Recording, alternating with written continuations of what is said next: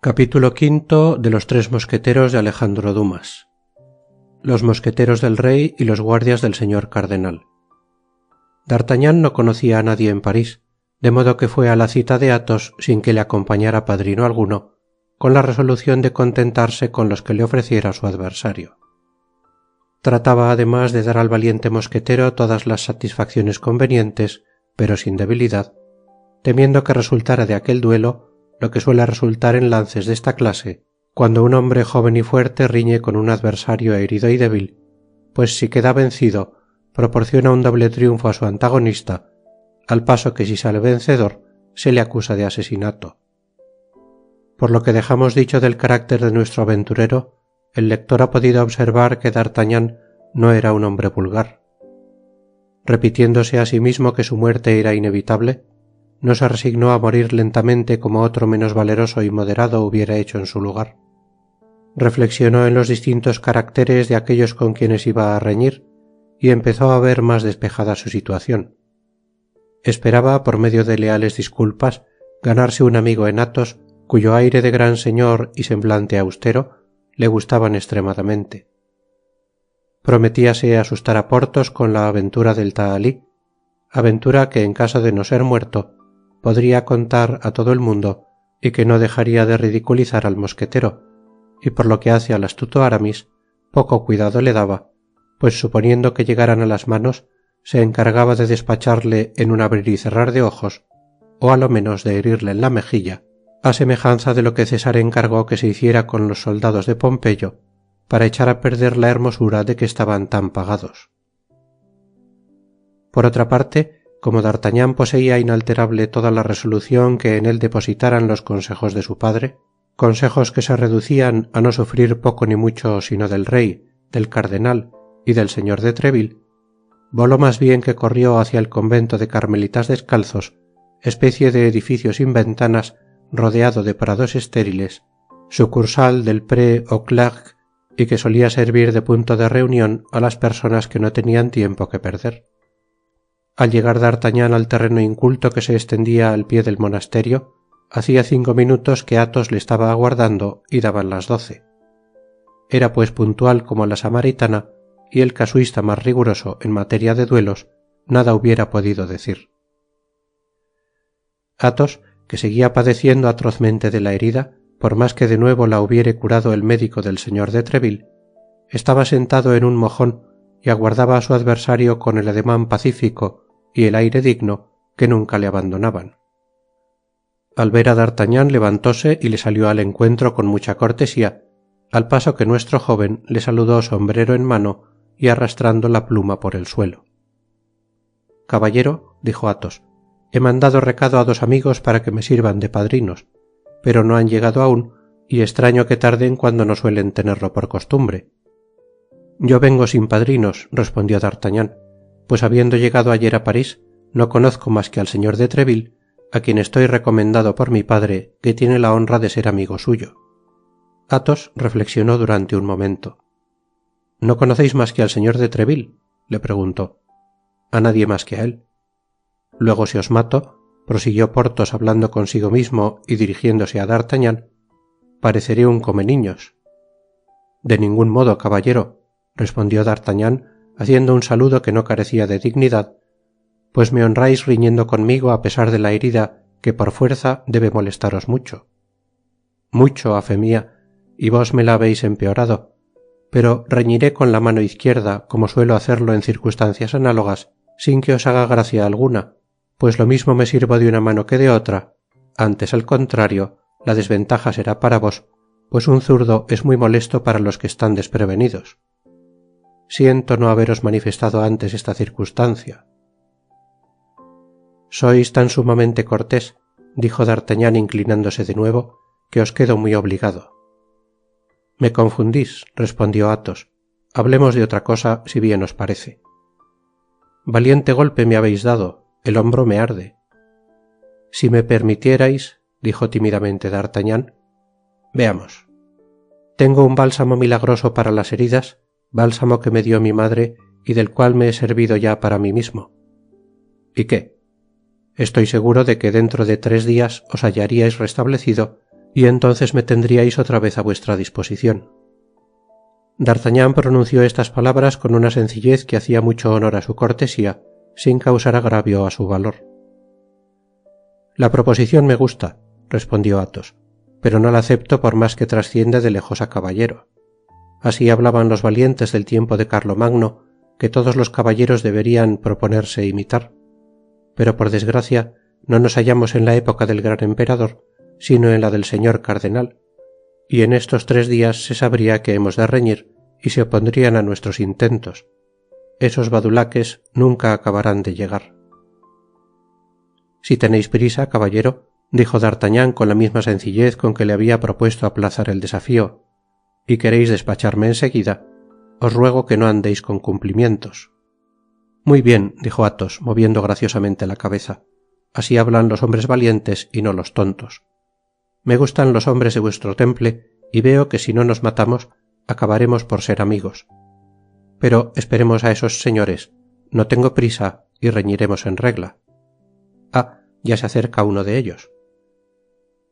Efectivamente, en el extremo de la calle Vaugirard empezaba a distinguirse la figura gigantesca de Porthos. ¿Cómo?, exclamó D'Artagnan. ¿Vuestro primer padrino es el caballero Porthos? Sí. ¿No os acomoda? Al contrario. Ya tenemos aquí el segundo. D'Artagnan volvió la cabeza en dirección al punto indicado por Athos y vio a Aramis. ¿Cómo?, exclamó más asombrado que la primera vez. ¿Vuestro segundo padrino es el caballero Aramis? El mismo. ¿No sabéis que vamos siempre juntos y que se nos llama en el cuerpo de mosqueteros, en el de guardias, en la corte y en la ciudad, Athos, Porthos y Aramis, o sea, los 3 inseparables? Pero ahora recuerdo que habéis llegado de Dax o de Pau. De Tarbes, dijo D'Artagnan. Por esto ignoráis lo que es tan sabido en París. A fe mía que los 3 tenéis bizarros nombres, y si mi aventura mueve ruido, por poco que sea, probará que vuestra unión no está fundada en los contrastes. Entretanto Porthos se había acercado y saludado con la mano a Athos. Enseguida, volviéndose hacia D'Artagnan, se quedó admirado. Diremos de paso que ya no llevaba el conocido tahalí ni la capa. ¿Cómo es esto?, dijo.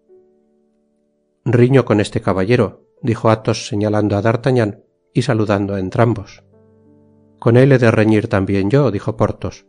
Sí, pero a la una, respondió D'Artagnan.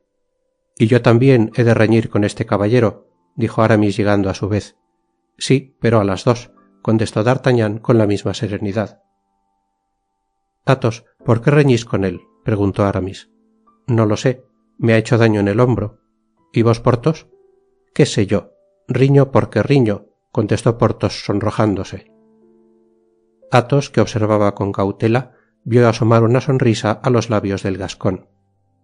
Hemos tenido una disputa acerca de modas, contestó el joven. ¿Y vos, Aramis? Riño por un punto de teología, respondió Aramis haciendo señal a D'Artagnan, como encargándole silencio sobre la causa del desafío. Athos vio una nueva sonrisa en los labios de D'Artagnan. ¿Qué estáis diciendo? Sí, un pasaje de San Agustín en el cual no estamos conformes, dijo el gascón. Vamos, es hombre de talento, murmuró Athos. Y ahora que estáis juntos los 3, dijo D'Artagnan, permitidme que os dé mis disculpas. Al oír esta palabra, una nube sombreó la frente de Athos, deslizóse por los labios de Porthos una sonrisa altanera, y Aramis hizo un gesto negativo. No me habéis comprendido, señores, dijo D'Artagnan irguiendo la cabeza, cuyos delicados contornos doraba el sol en aquel momento.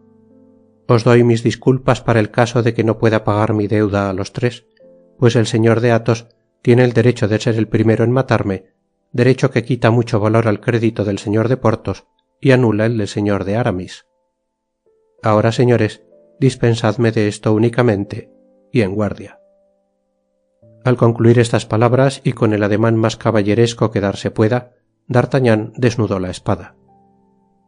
La sangre se le había subido a la cabeza, y en aquel momento hubiera sacado la espada contra todos los mosqueteros del reino, como acababa de hacerlo contra Athos, Porthos y Aramis. Eran las 12:15. El sol se hallaba en el cénit, e iluminaba el sitio escogido para teatro de la contienda.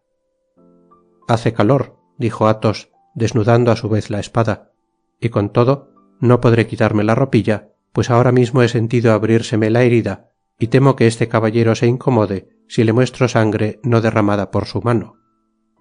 Es muy cierto, caballero, contestó D'Artagnan. Vertida por mi mano o por otra, siempre veré con disgusto la sangre de tan cumplido caballero.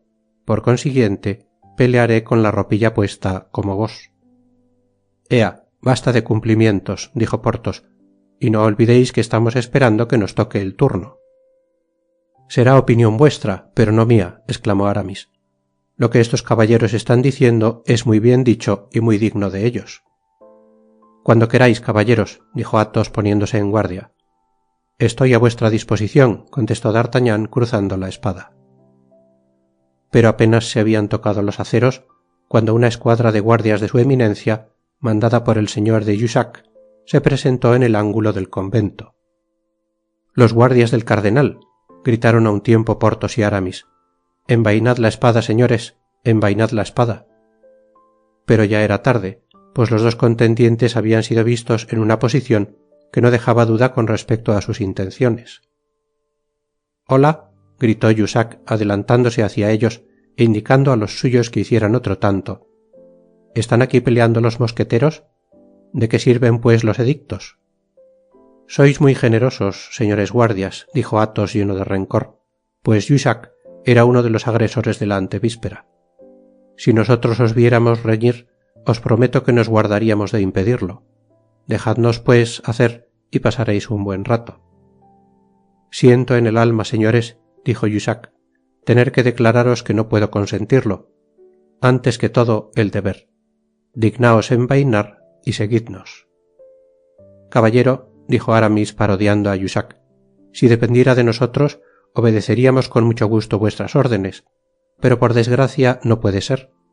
El señor de Treville nos lo ha prohibido. Pasad pues de largo, es lo mejor que podéis hacer. Esta burla exasperó a Jussac. Si nos desobedecéis, dijo, vamos a cerrar con vosotros. Son 5, dijo Athos a media voz, y nosotros no somos más que 3. Van a vencernos y no habrá más remedio que morir, pues yo no me presento vencido al capitán. Athos, Porthos y Aramis se acercaron unos a otros mientras que Jussac alineaba sus soldados. Este momento bastó a D'Artagnan para tomar una resolución. Era un suceso de los que deciden de la vida de un hombre, era elegir entre el rey y el cardenal y perseverar en la elección. Reñir, esto es, faltar a la ley, esto es, arriesgar la cabeza, esto es, hacerse sin más ni más enemigo de un ministro más poderoso que el mismo rey, es lo que entreveía el joven, y debemos decir en su elogio que no vaciló un momento. Volviéndose pues hacia Athos y sus amigos, les dijo: Señores, habéis dicho que no erais sino 3, y me parece que somos 4. Es que no sois de los nuestros, respondió Porthos. Es verdad que no tengo el uniforme, pero tengo el corazón. Sí, mi corazón es mosquetero y me dejo llevar por él. Apartaos, joven, gritó Jussac, que por los ademanes y expresión del rostro había adivinado sin duda el designio de D'Artagnan. Consentimos en que os marchéis, salvad la piel, huid. D'Artagnan no se movió. Veo que sois todo un valiente, dijo Athos estrechando la mano del joven. Acabemos de una vez, exclamó Jussac. Vamos, dijeron Porthos y Aramis, hagamos algo. Sois muy generoso, dijo Athos a D'Artagnan. Pero los 3 pensaban en la mocedad de D'Artagnan y temían su inexperiencia. Solo seríamos 3, y entre estos un herido y un niño, repuso Athos, y se dirá que éramos 4. Sí, pero retroceder, dijo Porthos. Es difícil, contestó Athos. Es imposible, exclamó Aramis. D'Artagnan comprendió su irresolución. Señores, les dijo, dejad que lo pruebe y os juro por mi honor que no me marcharé de aquí si quedamos vencidos. ¿Cómo os llamáis, mi valiente?, preguntó Athos. Me llamo D'Artagnan. Pues bien, Athos, Porthos, Aramis y D'Artagnan, adelante, gritó Athos. ¿Os decidís al fin?, exclamó Jussac por tercera vez. Ya lo hemos hecho, contestó Athos. ¿Qué habéis resuelto? Vamos a tener la honra de cargar con vosotros, respondió Aramis, levantando el sombrero con una mano y desenvainando con la otra. ¿Con qué os resistís? dijo Jussac. Vive Dios, y habéis podido dudarlo, exclamó Porthos. Y los 9 combatientes se precipitaron unos contra otros con una furia que no excluía cierto método. Athos la emprendió con Cahusac, favorito del cardenal, Porthos con Biscarat, y Aramis se encontró con 2 adversarios. En cuanto a D'Artagnan, vio que se había lanzado contra el mismo Jussac. El corazón del joven gascón latía fuertemente, y no de miedo, pues Dios sabe que no lo tenía, sino de emulación. Reñía como un león enfurecido dando 10 vueltas en torno de su adversario, cambiando 20 veces de posición y terreno.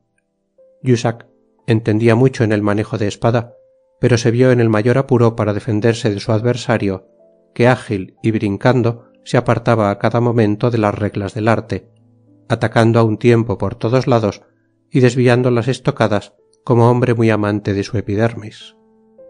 Aquella lucha acabó por hacer perder la paciencia a Jussac, el cual, irritado de verse en jaque por quien había tomado por un niño, empezó a calentarse y a dar estocadas en vano.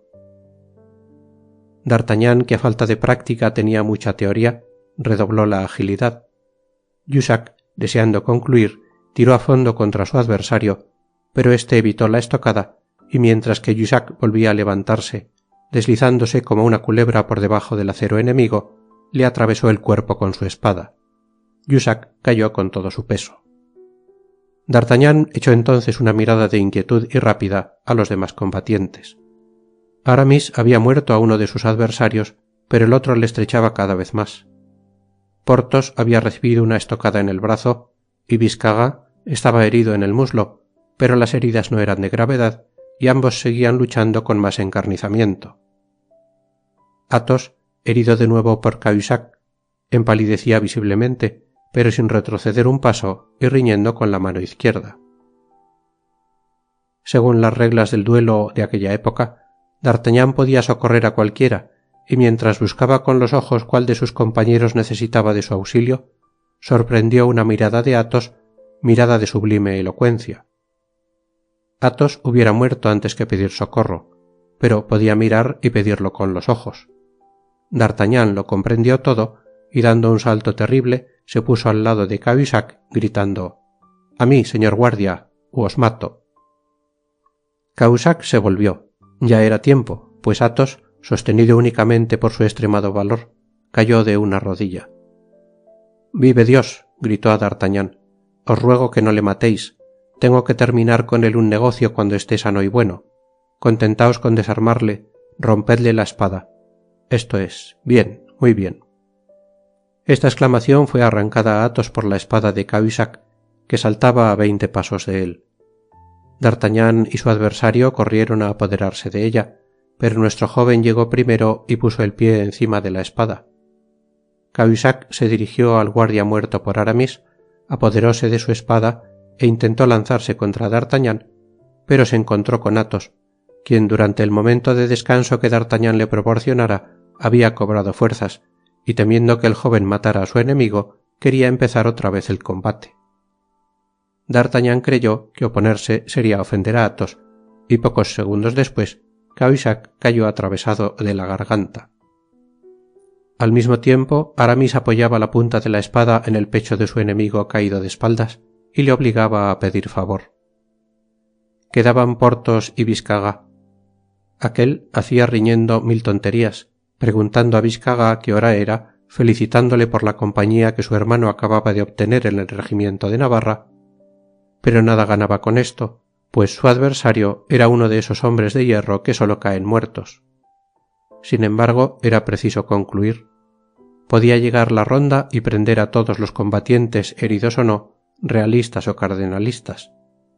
Athos, Aramis y D'Artagnan rodearon a Biscarat y le obligaron a rendirse.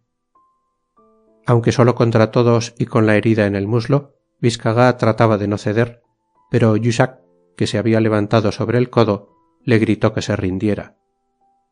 Biscarat, que era también gascón, se hizo el sordo, se echó a reír y aprovechándose de un momento para tocar en tierra con la punta de la espada. Aquí, dijo parodiando un versículo de la Biblia, aquí morirá Biscaga solo entre cuantos se hallan con él. Son 4 contra ti. Acaba, yo te lo mando. Si me lo mandas es otra cosa, eres mi jefe y debo obedecerte. Dijo, y dando un salto hacia atrás, rompió la espada con la rodilla para no tener que entregarla.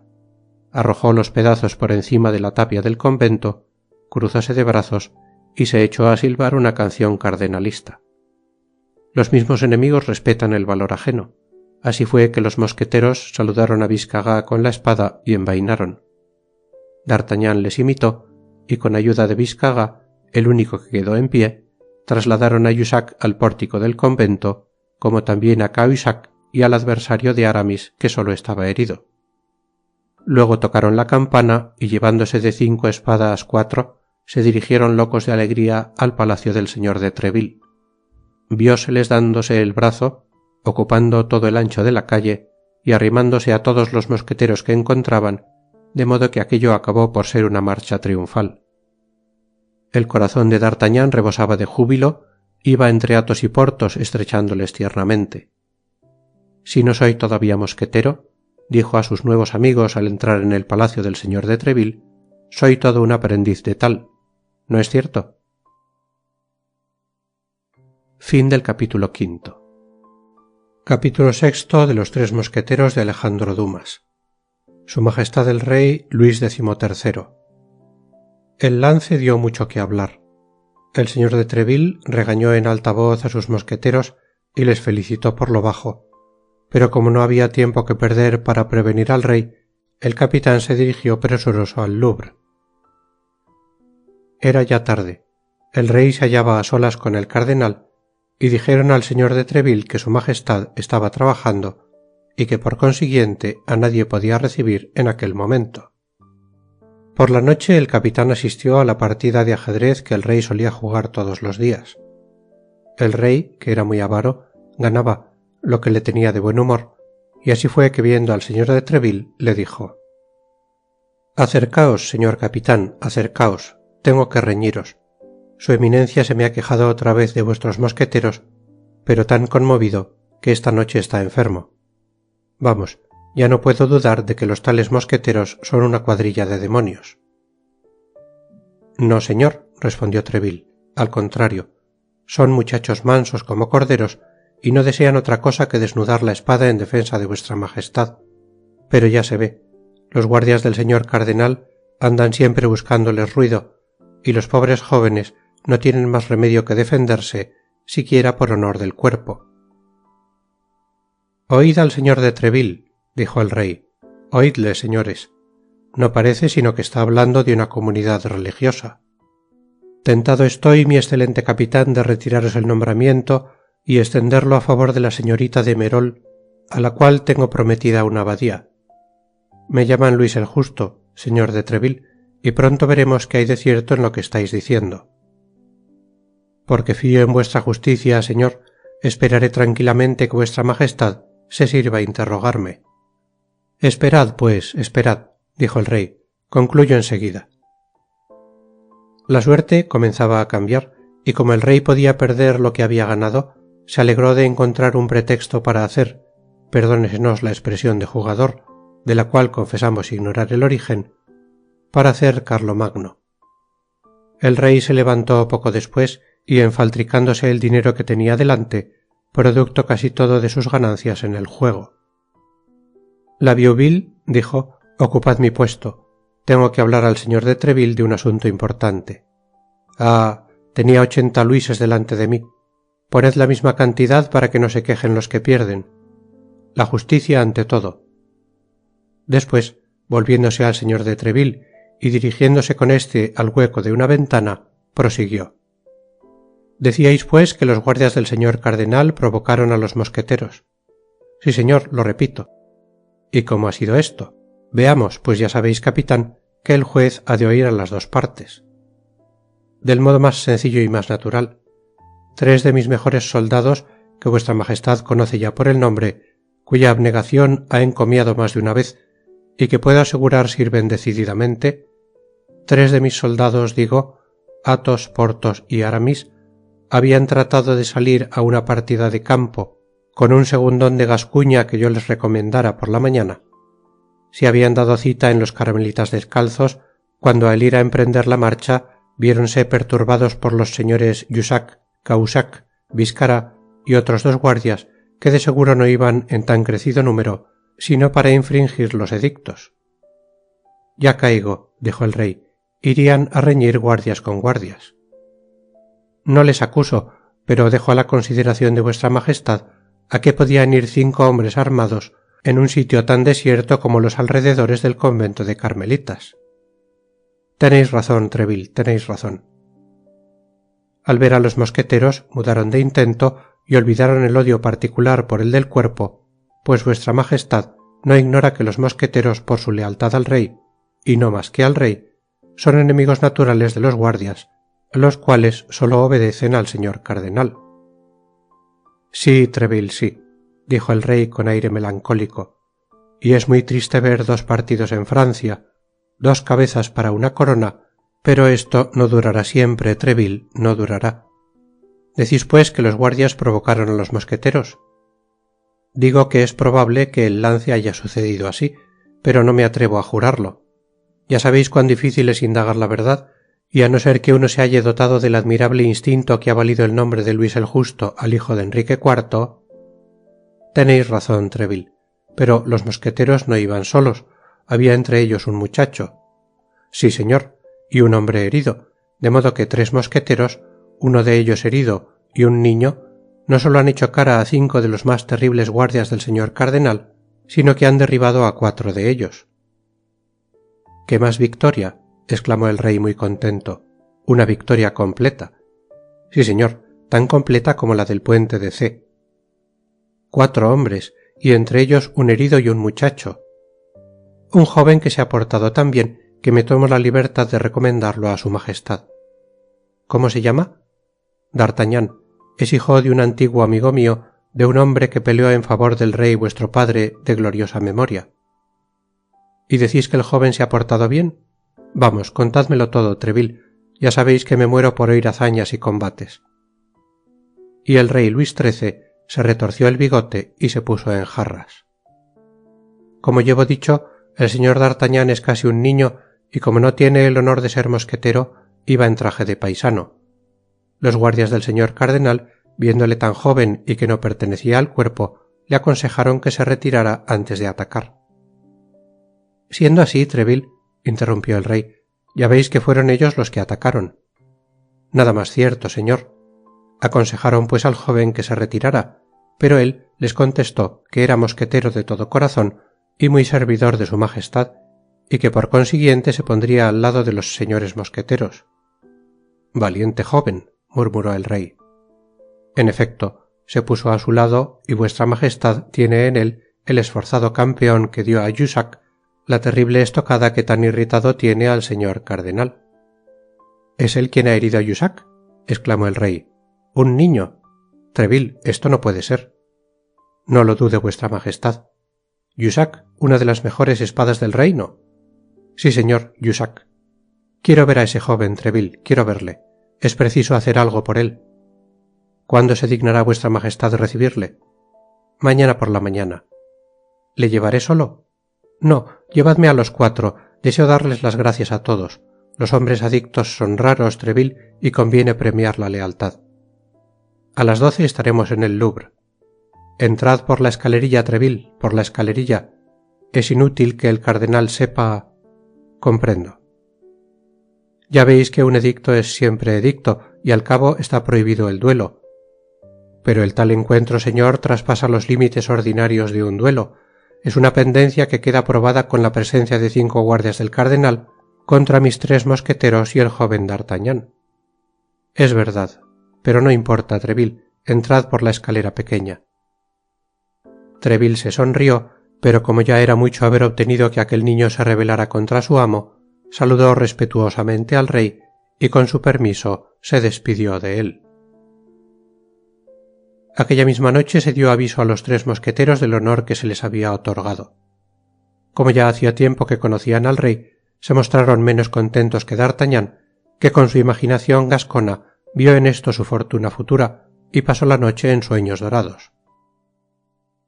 A las 8 de la mañana del día siguiente se hallaba ya en casa de Athos. D'Artagnan encontró al mosquetero completamente vestido y dispuesto a salir, pues como la cita era a las 12, había proyectado con Porthos y Aramis ir a jugar una partida de pelota en un garito situado a poca distancia de las caballerizas del Luxemburgo.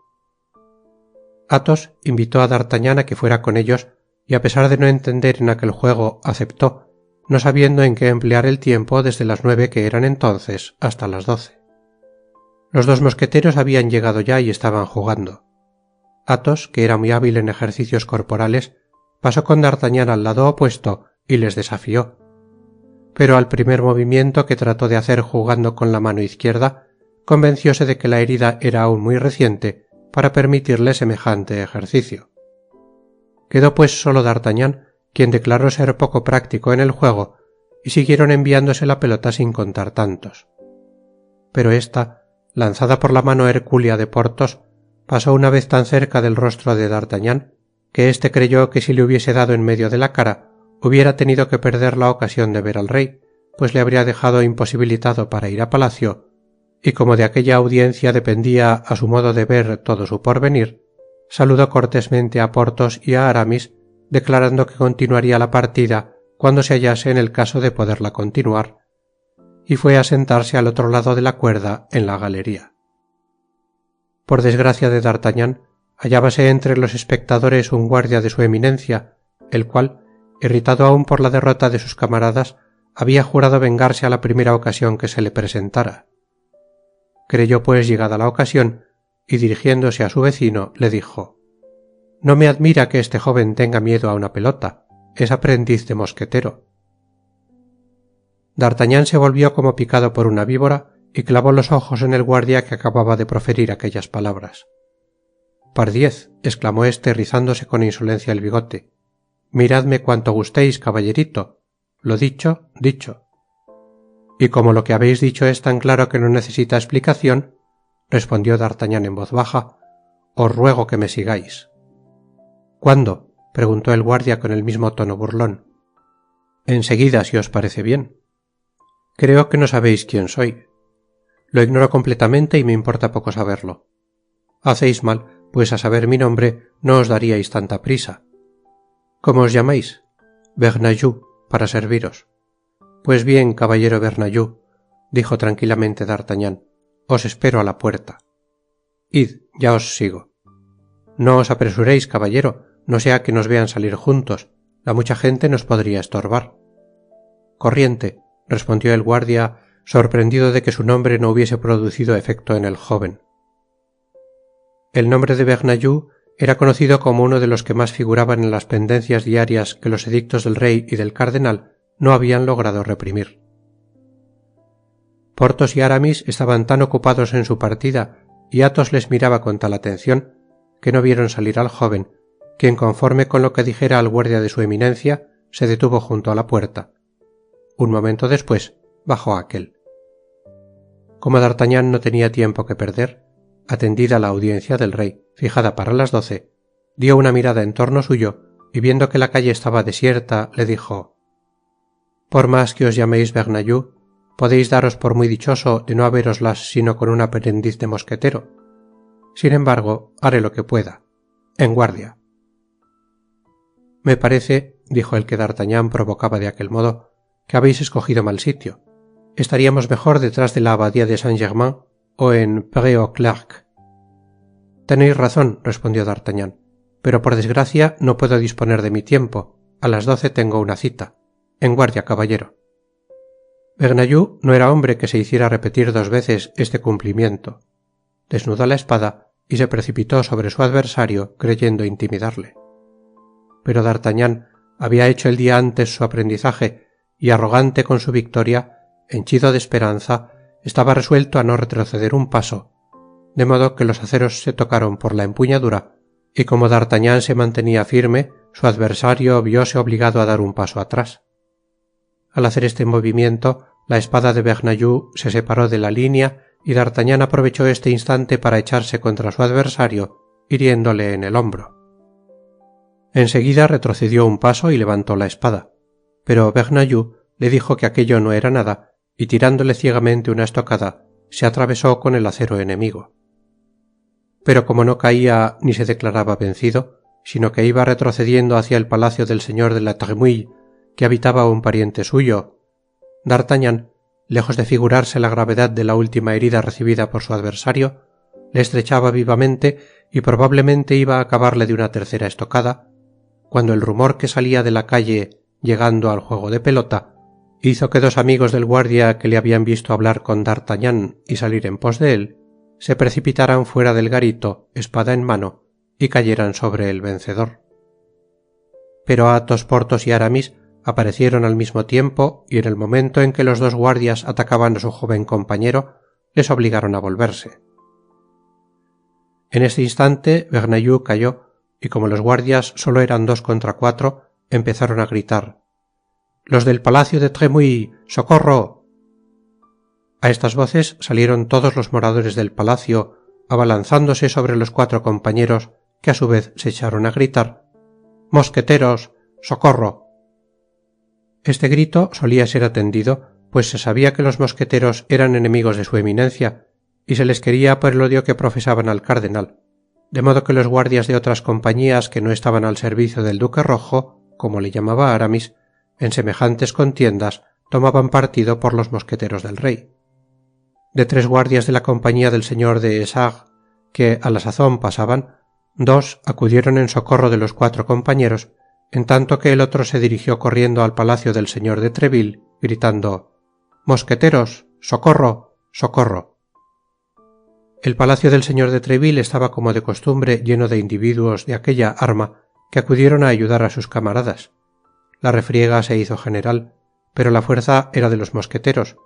Los guardias del cardenal y los criados del señor de la Tremouille se retiraron al palacio, cuyas puertas cerraron muy a tiempo para impedir que sus enemigos entraran con ellos. En cuanto al herido, había sido trasladado enseguida y, como hemos dicho, en muy mal estado. La agitación había llegado a su colmo entre los mosqueteros y sus aliados, y se trataba ya de pagar fuego al palacio para castigar la insolencia que habían tenido los criados del señor de la Tremouille saliendo a atacar a los mosqueteros del rey. Esta proposición había sido acogida con entusiasmo, pero dieron las 11. D'Artagnan y sus amigos se acordaron de la audiencia, y como hubieran sentido que se diere un buen golpe sin su cooperación, consiguieron sosegar los ánimos, que se contentaron con arrojar piedras contra la puerta, la cual resistió, y todo quedó terminado. Además, los que debían ser considerados como jefes de la empresa habían ya dejado el grupo y se encaminaban hacia el palacio del señor de Treville, que les esperaba, enterado de la nueva algarada. «Aprisa, al Louvre», dijo, «al Louvre sin pérdida de tiempo, y procuremos ver al rey antes que el cardenal le dé parte de lo ocurrido. Le contaremos el lance como una consecuencia del de ayer, y los 2 pasarán juntos». El señor de Treville se dirigió con los 4 jóvenes al Louvre, pero con gran asombro del capitán de mosqueteros anunciáronle que el rey había ido a cazar al bosque de Saint-Germain. El señor de Treville se hizo repetir esta noticia y sus compañeros observaron que el semblante se le ponía oscuro. «¿Tenía su majestad», preguntó, «ayer el proyecto de ir a cazar?» «No, señor», respondió el ayuda de cámara, «el montero mayor ha venido esta mañana a decirle que por la noche habían levantado un ciervo. El rey ha contestado que no iría, más tarde no ha sabido resistir al placer que aquella caza le prometía y se ha marchado después de comer». «¿Y el rey ha visto al cardenal?» «Es probable», contestó el ayuda de cámara, «pues habiendo visto esta mañana los caballos enganchados a la carroza de su eminencia y preguntado a dónde iba, se me ha dicho que a Saint-Germain». «Nos ha ganado de mano», dijo el señor de Treville. «Señores, esta noche veré al rey, pero os aconsejo que no vengáis a verle vosotros». El aviso era muy prudente y procedía de un hombre que conocía demasiado al rey para que los 4 jóvenes tratasen de combatirlo. El señor de Treville les aconsejó, pues, que se retiraran a sus casas y esperasen sus órdenes. Al entrar en su palacio, el capitán de mosqueteros juzgó conveniente ser el primero en quejarse y en consecuencia mandó al señor de la Tremouille un criado con una carta, en la cual le suplicaba que pusiese fuera de su casa al guardia del señor cardenal y reprendiera a sus criados por el atrevimiento con que se habían lanzado contra los mosqueteros. Pero el señor de la Tremouille, prevenido por su escudero, que era pariente de Bernajoux, le contestó que no al señor de Treville ni a sus mosqueteros tocaba quejarse, sino a él, por cuanto los mosqueteros habían atacado y herido a sus criados y tratado de incendiarle el palacio. Como el debate entre estos dos señores se hubiera prolongado mucho, pues ambos parecían dispuestos a encastillarse en su opinión, el señor de Treville halló medio de terminar la disputa y fue el de apersonarse con el señor de la Tremouille. Dirigióse pues al palacio de éste y mandó que le anunciaran. Los dos caballeros se saludaron cortésmente, pues si no estaban unidos por la amistad, se apreciaban mutuamente. Ambos eran hombres de honor, y como al señor de la Tremouille, hugonote en creencias y visitando raras veces al rey, no pertenecía a partido alguno, en sus relaciones sociales no procedía por lo regular con prevención. Sin embargo, esta vez recibió cortés, pero con frialdad, al señor de Treville. «Caballero», dijo éste, «ambos creemos tener quejas uno de otro, y he venido para que juntos y sin estrépito pongamos en claro el asunto». «Con mucho gusto», respondió el señor de la Tremouille, «pero os prevengo que estoy bien enterado y que vuestros mosqueteros tienen la culpa de todo. Sois muy justo y prudente, caballero, para no aceptar la proposición que voy a haceros. Decid, ya os escucho. ¿Cómo sigue el señor de Bernajoux, el pariente de vuestro escudero? Muy mal. Amén de la estocada que ha recibido en el brazo y que no es peligrosa, tiene otra que le atraviesa el pulmón, de modo que el médico desespera de poderle curar. ¿El herido ha conservado el conocimiento? Eso sí. ¿Habla? Con dificultad, pero habla. Pues bien, caballero, pasemos a verle. Conjurémosle en nombre de Dios, ante quien quizás va a comparecer muy pronto, a decir la verdad. Le acepto como juez de su propia causa y creeré cuanto diga». El señor de la Tremouille reflexionó durante un momento y viendo que la proposición era muy razonable, aceptó. Ambos bajaron al cuarto que ocupaba el herido, quien viendo que los dos caballeros entraban a visitarle, trató de incorporarse en la cama, pero estaba muy débil y este esfuerzo casi le hizo volver a caer sin sentido. El señor de la Tremouille se acercó al herido y le hizo respirar una esencia que le reanimó, y entonces, no queriendo Treville que se le pudiese acusar de violencia con el enfermo, suplicó al señor de la Tremouille que empezara el interrogatorio. Sucedió lo que el capitán había previsto. Bernajoux, viéndose entre la vida y la muerte, no se atrevió a ocultar la verdad y refirió el hecho tal como había ocurrido. Era cuanto deseaba el señor de Treville, quien manifestando a Bernajoux su deseo de verle pronto restablecido, despidióse del señor de la Tremouille, regresó a su casa y mandó decir a los 4 amigos que les invitaba a comer con él. Con tan apreciables anticardenalistas, no se extrañará que la conversación versara durante la comida sobre las 2 derrotas que acababan de experimentar los guardias de su eminencia, y como D'Artagnan había sido el héroe de las 2 jornadas, viose felicitado. Athos, Porthos y Aramis dejaron que el capitán le obsequiara, no solo como buenos camaradas, sino también como hombres para quien no eran nuevas aquellas distinciones. A cosa de las 6 el señor de Treville les manifestó que debía pasar al Louvre, pero como había pasado ya la hora de la audiencia concedida por su majestad, en vez de reclamar la entrada por la escalera pequeña, se colocó con los 4 jóvenes en la antecámara. El rey no había vuelto aún. Hacía como media hora que nuestros jóvenes paseaban confundidos con la multitud de cortesanos, cuando abriéronse todas las puertas y anuncióse a su majestad. Al oír este anuncio, D'Artagnan sintió estremecerse hasta la médula de los huesos. Lo que iba a suceder debía, según todas las probabilidades, decidir del resto de su vida, y así clavó con angustia los ojos en la puerta por la cual debía entrar el rey. Luis XIII apareció en traje de caza, cubierto de polvo, con botas de montar y un látigo en la mano. A la primera mirada D'Artagnan vio que el rey venía enojado. Esta disposición de su majestad no obstó para que los cortesanos se alinearan a su paso. En las reales antecámaras es preferible ser visto con ojos irritados que dejar de ser visto.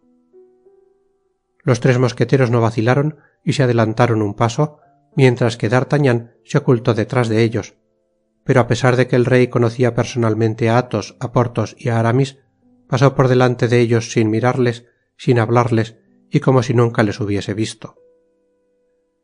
Con respecto al señor de Treville, cuando el rey clavó en él los ojos, sostuvo con tal firmeza aquella mirada que su majestad se vio obligado a desviar la vista, después de lo cual el rey entró refunfuñando en su aposento. Los negocios van mal, dijo Athos sonriendo.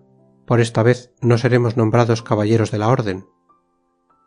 Aguardad aquí 10 minutos, les dijo Treville, y si pasados 10 minutos no me veis salir, volveos a mi casa, pues será inútil que me aguardéis por más tiempo.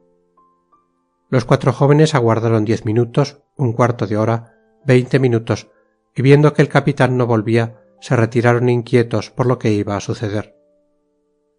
El señor de Treville había entrado osadamente en el gabinete del rey y hallado a su majestad de muy mal humor, sentado en un sillón y golpeándose las botas con el puño del látigo, lo que no fue obstáculo para que con mucha flema se informara de su salud.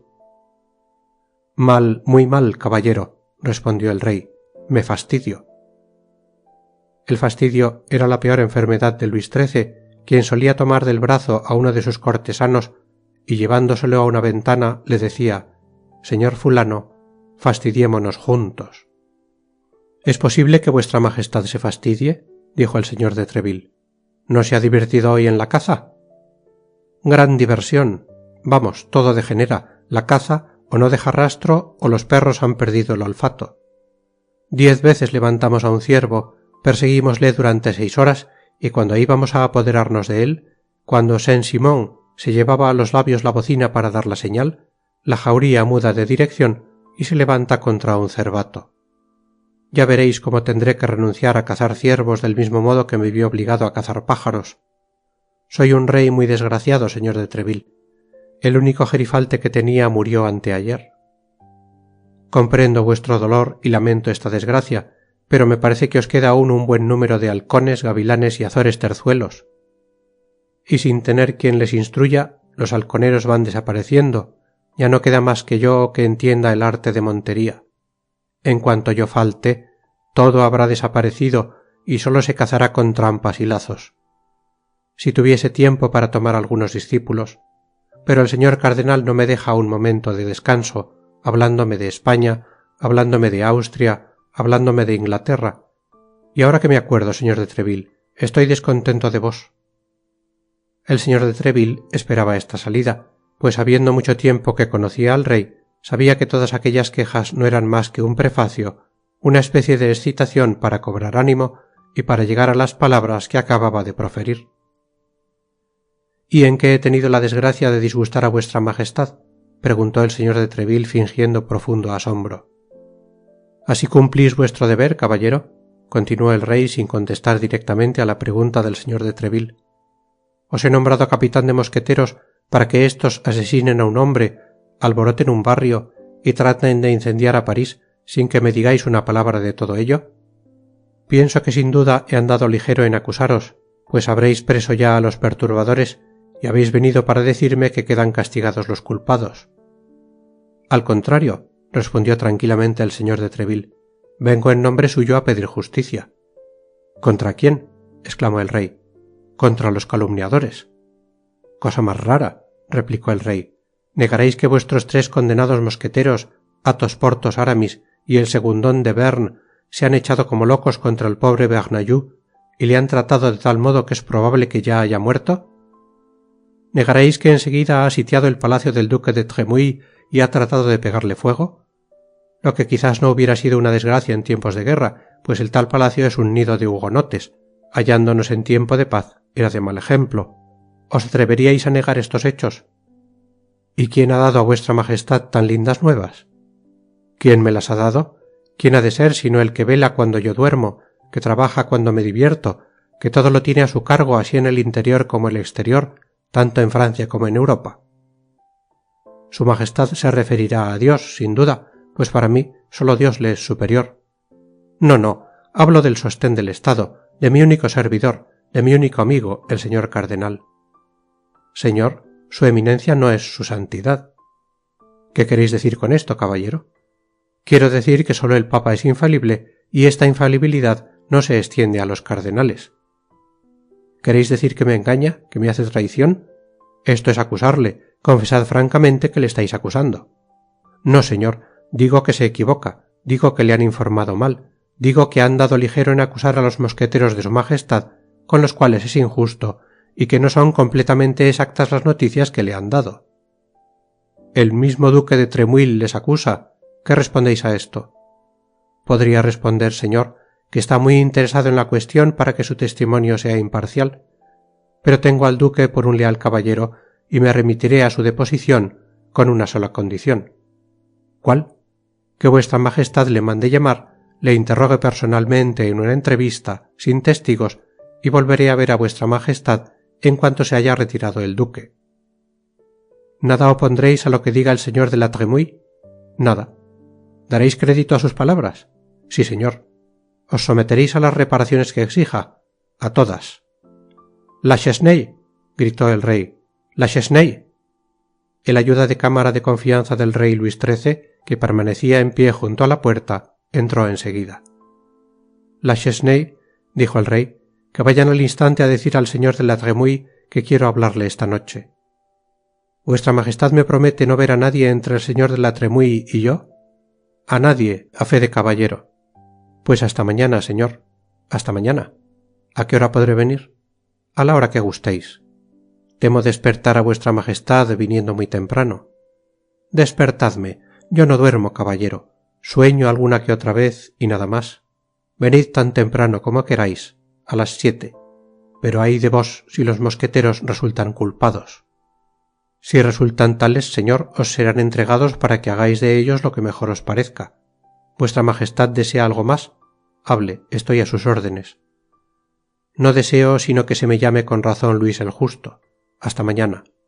Dios guarde a vuestra majestad». Si el rey durmió poco, menos durmió el señor de Treville, quien había mandado decir a los 3 mosqueteros y a su camarada que se hallaran en su casa a las 6:30 de la mañana siguiente. Llevóselos pues consigo sin afirmarles ni prometerles nada, y sin ocultarles que el favor de uno y otros pendía de un cabello. Llegados al pie de la escalera, les hizo esperar. Si el rey seguía aún enojado, se retirarían sin ser vistos. Si el rey consentía en verles, no tendría más que llamarles. Al llegar a la antecámara particular del rey, el señor de Treville encontró a la Chesney, por quien supo que no habiendo sido hallado en su casa la noche anterior el señor de la Tremouille, y habiendo vuelto a ella ya muy tarde para presentarse en el Louvre, acababa de llegar y se hallaba a la sazón con el rey. Esta circunstancia dejó muy contento al capitán, pues ella le aseguraba que ninguna sugestión extraña se deslizaría entre la deposición del señor de la Tremouille y él. No habían aún pasado 10 minutos cuando se abrió la puerta del gabinete del rey y el señor de Treville vio salir y dirigirse hacia él al señor de la Tremouille. «Señor de Treville», dijo el duque, «su majestad me ha mandado a llamar para informarle del suceso de ayer, y le he dicho la verdad del caso, esto es, que la culpa era de mis criados y que estaba dispuesto a daros toda clase de satisfacciones. Ya que os encuentro pues tan a tiempo, dignaos admitirlas y contadme siempre como uno de vuestros mejores amigos».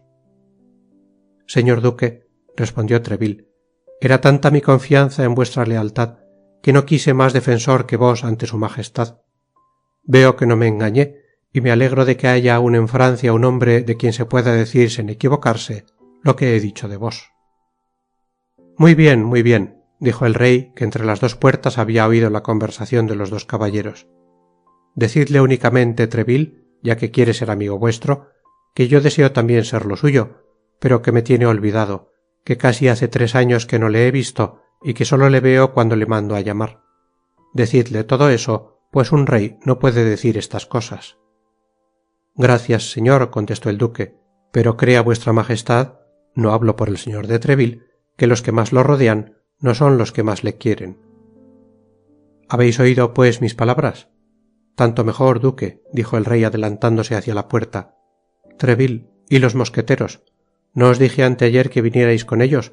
¿Por qué no lo habéis hecho?» «Están abajo, señor, y si lo permitís, la Chesney irá a decirles que suban». Sí, que suban enseguida. Van a dar las 8 y a las 9 espero una visita. Dios os guarde, señor duque, y venid a verme a menudo. Entrad, Treville». El duque saludó y se retiró. En el momento en que abría la puerta, los tres mosqueteros y D'Artagnan, guiados por la Chesnaye, aparecieron en lo alto de la escalera. «Entrad, valientes», dijo el rey, «entrad, tengo que regañaros». Los mosqueteros se acercaron inclinándose. D'Artagnan les seguía algo atrás. «¿Es posible que los cuatro hayáis puesto en 2 días fuera de combate a 7 guardias de su eminencia? Es demasiado, señores, demasiado. A este paso, su eminencia se verá obligado a renovar su compañía cada 3 semanas, y yo a que los edictos se cumplan al pie de la letra. Uno por casualidad no diré que no, pero 7 en 2 días es cosa atroz. Ya ve vuestra majestad su arrepentimiento». «¿Arrepentimiento, decís? No me fío de sus semblantes hipócritas», dijo el rey. «Cabalmente estoy viendo allí a un gascón. Acercaos, caballero». D'Artagnan, oyendo la orden del rey, se acercó fingiéndose muy contrito. «Treville, ¿de qué joven me hablasteis? Este es un niño, nada más que un niño. ¿Es él quien dio tan ruda estocada a Jussac? ¿Y las 2 no menos lindas a Bernajoux? ¿Qué estáis diciendo? Sin contar», añadió Athos, «que si no me hubiese sacado de las manos de Biscarat, no tendría yo en este momento la honra de saludar respetuosamente a vuestra majestad. Entonces este Bearnés es el mismo demonio. Señor de Treville, como diría el rey mi padre, este oficio debe destrozar muchas ropillas y romper muchas espadas. Y los gascones siguen siendo pobres, ¿no es cierto? Debo decir a vuestra majestad que en sus montañas no se han hallado aún minas de oro, aunque el señor debiera favorecerles con este milagro, en recompensa del valor con que sostuvieron las pretensiones del rey vuestro padre. Lo cual significa que debo la corona a los gascones, pues soy hijo de mi padre, ¿no es verdad, Treville? No digo que no, y en prueba de ello, la Chesnaye, id a ver si registrando todos mis bolsillos halláis 40 doblones. Y si los halláis, traédmelos. Y entre tanto, joven, decidme la verdad del caso». D'Artagnan contó la aventura con todos sus detalles, cómo no habiéndole dejado dormir la alegría de ver a su majestad, se había reunido con sus amigos 3 horas antes de la audiencia, cómo habían ido juntos al juego de pelota, y cómo temiendo recibir un golpe en la cara, Bernajoux se había burlado de él, burla que por poco le cuesta la vida y al señor de la Tremouille la pérdida de su palacio. «Esto es», murmuró el rey, «así me lo han referido. Pobre cardenal. 7 hombres en 2 días. 7 de los que más quería. Pero basta, señores, basta. ¿Lo oís? Habéis tomado desquite del lance de la calle de Ferrou y aún más debéis estar muy satisfechos». «Si vuestra majestad lo está», dijo Treville, «nosotros también». «Lo estoy», añadió el rey tomando un puñado de oro de las manos de la Chesnaye y poniéndolo en la de D'Artagnan. «He aquí una prueba de mi satisfacción». En aquella época el orgullo no se entendía como hoy. Un caballero recibía dinero de manos del rey sin que esta acción le humillara. D'Artagnan, pues, se enfaltricó sin cumplimientos los 40 doblones dando las gracias al rey. «Son las 8:30», dijo el rey mirando el reloj. «Retiraos. Ya sabéis que a las 9 espero una visita. Os doy las gracias por vuestro comportamiento, señores. Puedo contar con vosotros, ¿no es cierto?» «Siempre, señor», exclamaron los 4. «Por vuestra majestad nos dejaríamos hacer pedazos». «Prefiero que os quedéis enteros, así me seréis de más utilidad. Treville», añadió el rey en voz baja mientras que los otros se retiraban, «puesto que no hay ninguna plaza vacante en el cuerpo de mosqueteros y hemos decidido que para ingresar en él se necesite noviciado, colocad al joven en la compañía de guardias de vuestro cuñado el señor de César. Treville, ya me estoy riendo del gesto que pondrá el cardenal. Estará furioso, pero no importa, estoy en mi derecho». El rey saludó con la mano a Treville, que fue a reunirse con sus mosqueteros, hallándoles repartiéndose con D'Artagnan los 40 doblones. Como había presentido su majestad, el cardenal se puso tan furioso que por espacio de 8 días no fue a jugar con el rey, lo que no impidió que éste le recibiese muy bien y le preguntase con acento cariñoso siempre que le encontraba: «Decidme, señor cardenal, ¿cómo siguen vuestros leales guardias, el pobre Bernajoux y el pobre Jussac?» Fin del capítulo 6. Capítulo 7 de los 3 mosqueteros de Alejandro Dumas. El interior de los mosqueteros. Cuando D'Artagnan hubo salido del Louvre y consultado a sus amigos acerca del uso que debía hacer del dinero que le había tocado, Athos le aconsejó que mandara preparar una buena comida en la piña, Porthos que tomara un lacayo y Aramis que se proporcionara una querida. La comida se verificó el mismo día y el lacayo sirvió a los convidados. La primera había sido mandada preparar por Athos y Porthos había proporcionado el lacayo. Era este un picardo que el presumido mosquetero había reclutado el mismo día en el puente de la Tournelle, donde le hallara haciendo círculos escupiendo en el agua. Porthos se empeñó en que aquella ocupación probaba un carácter reflexivo y contemplativo, y se lo había llevado sin más recomendación. Planchet, que así se llamaba el picardo, quedó muy contento de la elevada estatura del mosquetero a quien creyó iba a servir, pero su alegría bajó de punto al ver que la plaza estaba ocupada por un cofrade llamado Mosqueton, y cuando Porthos le hubo significado que su casa, a pesar de su grandeza, no podía sostener 2 criados, y que por consiguiente él era preciso servir a D'Artagnan, sin embargo, cuando hubo asistido a la comida dada por su amo y visto que éste al ir a pagar sacaba del bolsillo un puñado de oro, creyó asegurada su fortuna y dio gracias al cielo por haber entrado a servir a semejante creso, perseverando en esta opinión hasta terminado el festín, con cuyos despojos preparó sus largos ayunos. Pero cuando por la noche fue a arreglar la cama de su amo, desvaneciéronse las quimeras de Planchet. La cama era el único mueble de la habitación compuesta de antesala y alcoba. Planchet se acostó en la antesala envolviéndose con un cobertor sacado de la cama, del cual D'Artagnan hubo de prescindir. Athos tenía por su parte un criado llamado Grimaud, a quien había enseñado a servirle de un modo muy particular. El mosquetero era tan reservado que Porthos y Aramis durante los 5 o 6 años que hacía que le trataban le habían visto sonreír algunas veces, pero nunca reír. Sus palabras eran breves y expresivas, decían lo que querían decir y nada más, sin adornos, follajes ni arabescos. Su conversación era un hecho sin episodio alguno. A pesar de que solo tenía 28 años y era tan agradable de cuerpo como distinguido en ingenio, nadie sabía que tuviese querida alguna. Nunca hablaba de mujeres, pero no impedía que los otros hablasen de ellas delante de él, aunque se notaba fácilmente que este género de conversaciones, en las cuales sólo tomaba parte pronunciando algunas palabras amargas y observaciones misantrópicas, le era muy desagradable. Su reserva, su salvajez y su mudez le envejecían, y para no quebrantar sus costumbres, había acostumbrado a Grimaud a obedecerle a un gesto o a un simple movimiento de labios, hablándole únicamente en circunstancias supremas. Sucedía a veces que Grimaud, que temía a su amo como el fuego y le tenía tanto cariño por su persona como veneración a su genio, creyendo haber comprendido perfectamente lo que su amo deseaba, corría a ejecutar la orden recibida y hacía precisamente lo contrario. Entonces Athos se encogía de hombros y sin enfadarse apaleaba a Grimaud. Aquellos días hablaba poco. Como ha podido observarse, Athos tenía un carácter opuesto al de Porthos, el cual no solo hablaba mucho, sino que lo hacía en voz alta, aunque hemos de hacerle la justicia de que no le importaba que le oyeran o dejaran de oírle. Hablaba por gusto de hablar y de escucharse. Hablaba de todo menos de ciencias, por el odio inveterado que desde la infancia, según decía, profesaba a los sabios. Como no parecía tan gran señor como Athos, y el sentimiento de su inferioridad en este particular, ya desde el principio de sus relaciones, le había hecho injusto para con este caballero, se había propuesto sobrepujarle por medio de espléndidos trajes.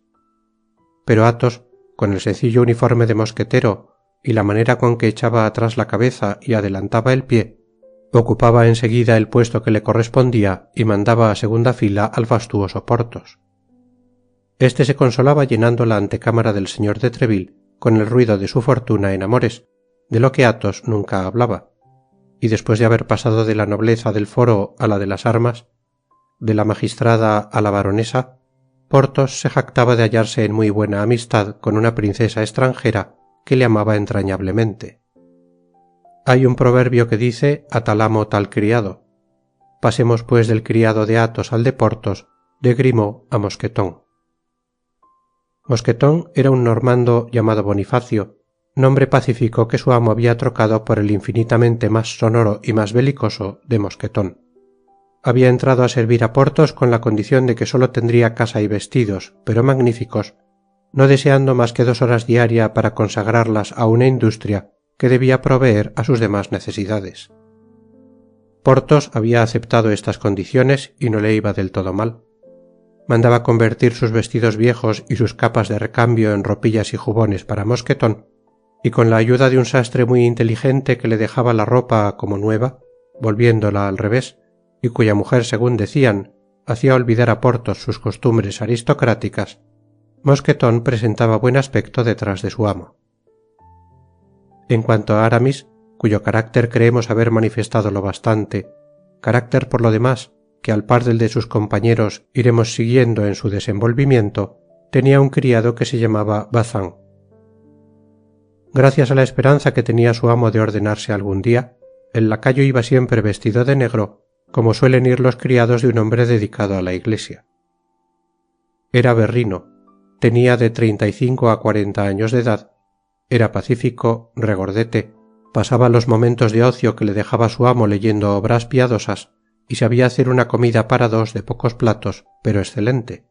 Por lo demás, era mudo, ciego, sordo y de una probada fidelidad. Puesto que conocemos superficialmente a lo menos a amos y a criados, pasemos a visitar sus respectivas habitaciones. Athos vivía en la calle de Ferrou, a 2 pasos del Luxemburgo. Su habitación se componía de 2 pequeños aposentos limpiamente amueblados en una casa cuya patrona, joven y hermosa aún, le miraba inútilmente con muy buenos ojos. En las paredes de aquella modesta habitación brillaban algunos fragmentos de un grande esplendor pasado. Ya era, por ejemplo, una espada ricamente embutida, que al parecer se remontaba a la época de Francisco I, cuyo puño incrustado de piedras preciosas valdría 200 doblones, y que Athos, ni en sus momentos de mayor apuro, había consentido en empeñar o vender. La tal espada había sido durante mucho tiempo lo único que ambicionaba Porthos. Para poseerla hubiera dado 10 años de vida. Un día que una duquesa le diera cita, trató de pedírsela prestada a Athos. Este guardó silencio, vació las faltriqueras, recogió todas sus alhajas y bolsillos, berretes y cadenas de oro, todo lo ofreció a Porthos, menos la espada, que según dijo, estaba sellada en su puesto, del cual no debía apartarse hasta que su dueño cambiara de habitación. Además de la espada, había un retrato que representaba un caballero del tiempo de Enrique III, vestido con la mayor elegancia, adornado con la orden del Espíritu Santo, retrato que se parecía a Athos, y que por cierto aire de familia indicaba que el gran señor era un antepasado del mosquetero. Finalmente, un cofre con magníficos embutidos de plata y el mismo escudo que la espada y el retrato formaba todo un contraste con los demás adornos del aposento. Athos llevaba siempre consigo la llave de aquel cofre. Un día lo abrió delante de Porthos para convencerle de que sólo contenía cartas y papeles, probablemente cartas amorosas y papeles de familia. Porthos tenía una habitación muy vasta y de muy suntuosa apariencia en la calle de Vieux-Colombier. Siempre que pasaba con algún amigo por delante de sus ventanas, a una de las cuales estaba continuamente asomado Mosqueton, vestido con su gran librea, Porthos levantaba la cabeza y la mano, diciendo: «Esta es mi habitación». Pero nunca se le hallaba en casa, nunca invitaba a nadie a subir a ella, y nadie podía saber a punto fijo las riquezas reales encerradas en aquella suntuosa apariencia. Aramis tenía una habitación compuesta de un gabinete, un comedor y un dormitorio, situada en un piso bajo que daba a un jardín fresco, verde, umbroso e impenetrable a los ojos de la vecindad. En cuanto a D'Artagnan, ya sabemos en dónde vivía, y conocemos también a su lacayo Maese Planchet. D'Artagnan, que era muy curioso por naturaleza, como lo son las personas que tienen el don de intriga, hizo todos los esfuerzos para saber a punto fijo que venían a ser Athos, Porthos y Aramis, pues bajo estos nombres de guerra los tres ocultaban sus ilustres nombres, particularmente Athos, que olía a la legua a gran señor, y empezó dirigiéndose a Porthos para adquirir noticias de Athos y Aramis, y a éste para conocer a Porthos. Por desgracia, Porthos sólo sabía de la vida de su taciturno compañero lo que se había traslucido. Decíase que había sido muy desgraciado en sus amores y que una traición horrorosa había emponzoñado el resto de su vida, pero nadie sabía qué traición era esa. Por lo que hace a Porthos, si se exceptúa su verdadero nombre, que como el de sus compañeros, el señor de Treville era el único que lo sabía, su vida era fácil de ser conocida, pues vanidoso e indiscreto se podía ver al través de él como al través de un cristal. Lo único que podía extraviar al investigador era creer los elogios que hacía de sí mismo. En cuanto a Aramis, aparentando no tener secreto alguno, era joven todo misterioso, que apenas contestaba a las preguntas que se le dirigían acerca de los demás y eludía las que le hacían a sí mismo. Un día D'Artagnan, que ya le había interrogado mucho con respecto a Porthos y sabido lo que se decía de la amistad del mosquetero con una princesa, quiso saber a qué atenerse tocante a las aventuras amorosas de su interlocutor, y le dijo: «¿Y vos, amigo mío, vos que me habláis de las baronesas, condesas y princesas de los demás?» «He hablado de ellas», contestó Aramis, «porque Porthos me lo ha dicho en alta voz, pero podéis creer, mi estimado D'Artagnan, que a saberlo por otro conducto, o si se me hubiese confiado, no habría confesor más discreto que yo». «No lo dudo», repuso D'Artagnan, «pero se me figura que no dejan de seros familiares los blasones. Dígalo, si no, cierto pañuelo bordado al cual debo el honor de haberos conocido». Esta vez Aramis no se enfadó, pero aparentando la mayor modestia, respondió afectuosamente: «No olvidéis, amigo mío, que quiero ser cura y que evito las ocasiones mundanas. El pañuelo que visteis no me había sido confiado. Un amigo se lo olvidó en mi casa y lo recogí para no comprometerle a él y a la dama de quien está enamorado. En cuanto a mí, no tengo ni quiero tener queridas. En esto tomo ejemplo del prudente Athos, que tampoco las tiene». «Pero qué diantre, no sois cura, sino mosquetero». «Mosquetero interino, como dice el cardenal, mosquetero a despecho mío, pero cura de corazón. Athos y Porthos me embarrancaron en esto para tenerme ocupado. Iba a ordenarme ya, cuando una dificultad de poca monta... Pero nada os importa todo esto y os hago perder un tiempo preciosísimo». «No lo creáis, me interesa mucho», contestó D'Artagnan, «y no tengo qué hacer». «Pues yo sí», dijo Aramis. «Mi breviario me está esperando, he de componer unos versos que me pidió la señora de Aiguillon, y luego he de ir a la calle de San Honorato a comprar carmín para la señora de Chevreuse. Ya veis, pues, que si no tenéis prisa, yo sí la tengo». Y Aramis, estrechando la mano de su joven amigo, se despidió de él. A pesar de todos sus esfuerzos, D'Artagnan nada más pudo saber de sus tres nuevos amigos, y resolvió creer cuanto se decía de su pasado, esperando que el porvenir le diera noticias más seguras y extensas, considerando entre tanto a Athos como un Aquiles, a Porthos como un Ayacio y a Aramis como un Joseph. Por lo demás, la vida de los cuatro jóvenes era alegre. Athos jugaba y perdía siempre, pero nunca pedía prestado a sus amigos, por más que su bolsa se hallara siempre abierta para éstos, y cuando había jugado bajo palabra, despertaba a su acreedor a las 6 de la mañana para pagarle la deuda de la víspera. Cuando Porthos ganaba, se le veía insolente y espléndido, pero cuando perdía, se eclipsaba durante algunos días, pasados los cuales volvía a aparecer con la cara larga y descolorida, pero llenos de dinero los bolsillos. Aramis nunca jugaba, era el peor mosquetero y el peor convidado que darse pueda. Siempre tenía que trabajar. Ora a lo mejor de un banquete, cuando todos en el ardor del vino y en el calor de la conversación pensaban permanecer 1 o 3 horas sentado a la mesa, Aramis miraba el reloj, levantábase y se despedía de sus compañeros sonriéndose con gracia, diciéndoles que un casuista le había dado cita. Ya decía que se marchaba a su casa a escribir una tesis y rogaba a sus amigos que no le detuvieran. Athos se sonreía melancólicamente y Porthos bebía jurando que Aramis no pasaría de cura de misa y olla. Puesto que hemos pasado revista a los cuatro amigos, sigamos nuestra narración. Planchet, el lacayo de D'Artagnan, soportó noblemente su suerte. Recibía 30 sueldos diarios y durante un mes estuvo alegre como unas pascuas y afable con su amo. Pero cuando el viento de la adversidad empezó a soplar en la casa de la calle de Fossoyeurs, esto es, cuando hubieron sido comidos los 10 doblones del rey Luis XIII, empezó con quejas que Athos llamó nauseabundas, Porthos indecentes y Aramis ridículas, de modo que Athos aconsejó a D'Artagnan que despidiera al tunante, Porthos que le apaleara antes de despedirle, y Aramis fue de parecer que un amo solo debía oír cumplimientos. «Esto os parece fácil a vos, Athos, que vivís como un mudo con Grimaud», dijo D'Artagnan, «que le prohibís que hable y por consiguiente no oís de su boca una mala palabra. A vos, Porthos, que gastáis tanto lujo y sois un semidios para vuestro mosquetón. Finalmente a vos, Aramis, que con vuestros estudios teológicos inspiráis un profundo respeto a vuestro criado Bazin, hombre pacífico y devoto. Pero yo, que no tengo firmeza ni recursos, que no soy mosquetero, ni siquiera guardia, ¿qué puedo hacer para que ese bellaco de Planchet me guarde respeto, o me tenga miedo o cariño?»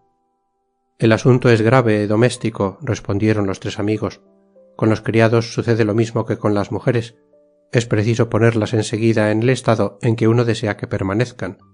Reflexionadlo bien».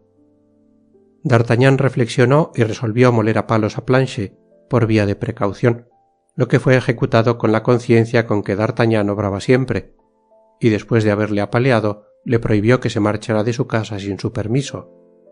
«Pues», añadió, «el porvenir es mío y espero mejores tiempos.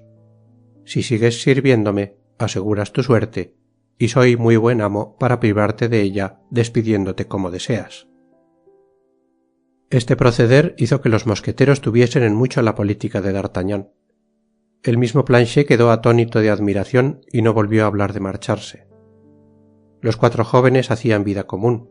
D'Artagnan, que no estaba ligado por costumbre alguna, pues acababa de llegar de provincia y caía en medio de un mundo enteramente nuevo para él, tomó enseguida las costumbres de sus amigos. Levantábase a las 8 en invierno, a las 6 en verano, e iban a recibir la orden en casa del señor de Treville. D'Artagnan, aun cuando no era mosquetero, hacía el servicio con admirable puntualidad. Siempre estaba de guardia, pues iba a hacer compañía al amigo que entraba de centinela. Era conocido en el palacio de los mosqueteros y todos le trataban como a un buen camarada. El señor de Treville, que le quería desde que le vio, no cesaba de recomendarlo al rey. Los tres mosqueteros querían también mucho a su joven amigo. La amistad que unía a aquellos cuatro hombres y la necesidad de verse 3 o 4 veces al día, ora para un duelo, ya para negocios, ya para ir a divertirse, les hacían correr sin cesar como sombras unos en pos de otros, y siempre se encontraba a los inseparables buscándose desde el Luxemburgo a la plaza de San Sulpicio o de la calle de Vieux-Colombier al Luxemburgo. Entretanto, las promesas del señor de Treville iban realizándose. Un día el rey mandó al señor de Essarts que admitiera en su compañía en clase de cadete a D'Artagnan. Este se vistió suspirando el uniforme de guardia que hubiera dado 10 años de su vida por trocarle con el de mosquetero, pero el señor de Treville le prometió este favor después de un noviciado de 2 años, que podían ser dispensados por algún servicio al rey o una acción brillante. D'Artagnan se retiró contento con esta promesa y el día siguiente empezó su servicio. Entonces Athos, Porthos y Aramis hacían centinela con D'Artagnan cuando éste estaba de guardia, de modo que la compañía de Essarts tuvo 4 hombres más el día que D'Artagnan fue admitido en ella. Fin del capítulo 7. Capítulo 8 de los tres mosqueteros de Alejandro Dumas. Una intriga de corte. Los 40 doblones del rey Luis XIII, como todas las cosas de este mundo, después de haber tenido su principio, tuvieron su fin, y desde aquel fin nuestros 4 amigos se hallaban en el mayor apuro. Athos había sostenido durante algún tiempo la asociación por medio de su dinero. Porthos le había sucedido, y gracias a una de las desapariciones a las cuales estaban acostumbrados, había podido remediar durante 15 días las necesidades de sus amigos. Cuando le llegó el turno a Aramis, se ejecutó sin reparo, y según dijo, la venta de sus libros de teología le proporcionó algunos doblones. Entonces acudieron al señor de Treville, que les hizo nuevos anticipos a cuenta del sueldo, pero estos de poco habían de servir a 3 mosqueteros que tenían muchas cuentas atrasadas y a un guardia que no tenía ninguna. En fin, cuando vieron que nada les quedaba ya, reunieron con muchos esfuerzos 8 o 10 doblones que Porthos fue a jugar y que por desgracia perdió con más de 25 doblones que prometió pagar. Entonces el apuro se convirtió en angustia. Vióse a los hambrientos seguidos de sus lacayos recorrer los muelles y cuerpos de guardia, recogiendo de los demás amigos cuanto dinero pudieron hallar, pues según opinión de Aramis, durante la prosperidad debían sembrarse a diestro y a siniestro algunas comidas para recoger algunas en la desgracia. Athos fue convidado 4 veces y llevó consigo a sus amigos con sus lacayos. Porthos lo fue 6 veces e hizo partícipes de este obsequio a sus compañeros. Aramis lo fue 8. Se ha podido notar que era un hombre de pocas palabras y muchas obras. Como D'Artagnan no conocía a nadie en la ciudad, solo pudo hallar un almuerzo en casa de un sacerdote paisano suyo y una comida en la posada de un corneta de guardias. Condujo su ejército a la morada del cura, cuyas provisiones para 2 meses fueron devoradas, y a casa del corneta, que se portó a las 1000 maravillas. Pero como decía Planchet, aun cuando se coma mucho, no se come más que una vez. D'Artagnan se sintió humillado viendo que solo había obtenido una comida y media, pues el almuerzo del cura no era más que media comida, en cambio de los festines que le habían proporcionado Athos, Porthos y Aramis. Creíase en descubierto con la sociedad, olvidando en su juvenil buena fe que había estado sosteniendo a la comunidad por espacio de un mes, y se puso a reflexionar profundamente. Entonces comprendió por vez primera que la coalición de aquellos 4 hombres jóvenes, valientes, emprendedores y activos debía tener otro objeto que los paseos derrengados, las lecciones de esgrima y las pantomimas más o menos espirituales. Con efecto, 4 hombres como ellos, 4 hombres adictos unos a otros desde la bolsa hasta la vida, 4 hombres ayudándose recíprocamente, no retrocediendo nunca, ejecutando juntos o aisladamente las resoluciones tomadas en común, 4 hombres en dirección a los 4 puntos cardinales o en dirección a un solo punto, por fuerza debían, ya subterráneamente, ya a la luz del día, minando o zapando, ora por medio de la astucia, ora valiéndose de la fuerza, abrirse un camino hacia el objeto a que se encaminaran, por lejos y bien defendido que estuviese. Lo único que admiraba a D'Artagnan era que sus compañeros no hubiesen caído en ello. Devanábase los sesos por hallar una dirección para aquella fuerza única 4 veces multiplicada, con la cual no dudaba que a semejanza de la palanca de Arquímedes se lograría levantar el mundo, cuando llamaron suavemente a la puerta de su cuarto. D'Artagnan despertó a Planchet, mandándole que abriera. No crea el lector que fuese de noche porque D'Artagnan despertara a su lacayo, nada de eso. Acababan de dar las 4 de la tarde. 2 horas antes, Planchet había pedido de comer a su amo, quien le contestó con el proverbio «Quien duerme, come», y Planchet comía durmiendo. Un hombre de apariencia nada notable y que parecía vecino de la ciudad entró en el cuarto. Planchet hubiera querido para postres oír la conversación, pero el recién llegado manifestó a D'Artagnan que lo que deseaba decirle era importante y confidencial, y que por consiguiente le convenía quedar a solas con él. D'Artagnan mandó salir a Planchet y rogó al desconocido que se sentara. Reinó un momento de silencio, durante el cual ambos se miraron como para conocerse previamente, pasado el cual D'Artagnan se inclinó en señal de que estaba aguardando. «He oído hablar del señor D'Artagnan como un joven muy valiente», dijo el desconocido, «y esta reputación de que justamente goza me ha decidido a confiarle un secreto». «Hablad, caballero, hablad», dijo D'Artagnan, que husmeó por instinto alguna aventura ventajosa para él. El desconocido calló durante un momento y luego continuó. «Caballero, mi mujer es modista de la reina y nada tiene de tonta ni de fea. Casáronme con ella hace 3 años, no por sus bienes de fortuna, sino porque el señor de Laporte, guardarropero de la reina, es su padrino y la protege». «Adelante», dijo D'Artagnan. «Pues, señor», repuso el hombre, «mi mujer fue robada en la mañana de ayer al salir del cuarto en donde suele trabajar». «¿Y por quién fue robada?» «No lo sé de cierto, caballero, pero tengo mis sospechas». «¿Y de quién sospecháis?» «De un hombre que anda persiguiéndola de mucho tiempo a esta parte». «Diantre».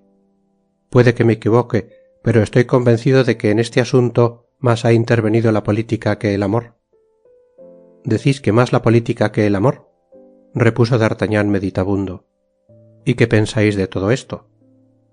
No sé si debo manifestaros mis sospechas. Acordaos de que yo nada absolutamente os he preguntado. Sois vos quien ha venido a decirme que deseabais confiarme un secreto.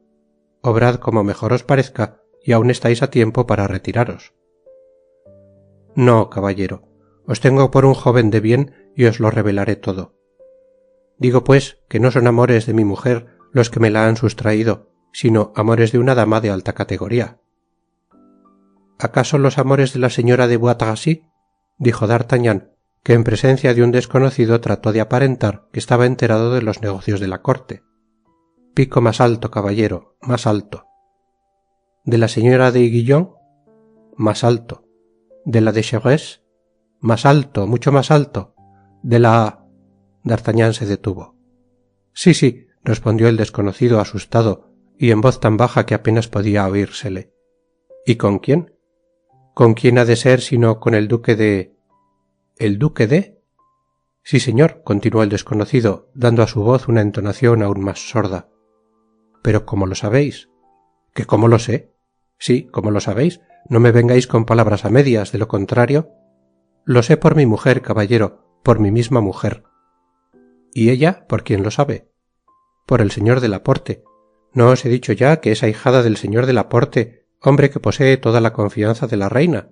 El señor de Laporte la hizo entrar en el servicio de su majestad para que la pobre reina, abandonada como la tiene el rey, espiada como la espía el cardenal, vendida como la llevan todos, tuviese a lo menos una persona que la consolara y de quien fiarse. Empiezo a ver claro, dijo D'Artagnan. Hace pues 4 días que mi mujer fue a verme, porque habéis de saber que una de las condiciones era poder ir a verme 2 veces por semana, y ya os he dicho que mi mujer me ama mucho. Vino a verme y me manifestó que la reina abrigaba profundos temores. ¿Qué estáis diciendo? Sí, a lo que parece el señor cardenal la sigue y la persigue más que nunca. No puede perdonarle la historia de la zarabanda. Ya sabéis qué historia es esa, ¿eh? Yo lo creo, respondió D'Artagnan, que no sabía una palabra y que quería pasar por muy enterado. De modo que no es odio, sino venganza. ¿Es posible? Y la reina cree... Vamos a ver qué es lo que cree la reina. Cree que han escrito a Buckingham en su nombre. ¿En nombre de la reina? Sí, para hacerle venir a París y prenderle en algún lazo. Diantre, pero qué papel hace vuestra mujer en este asunto.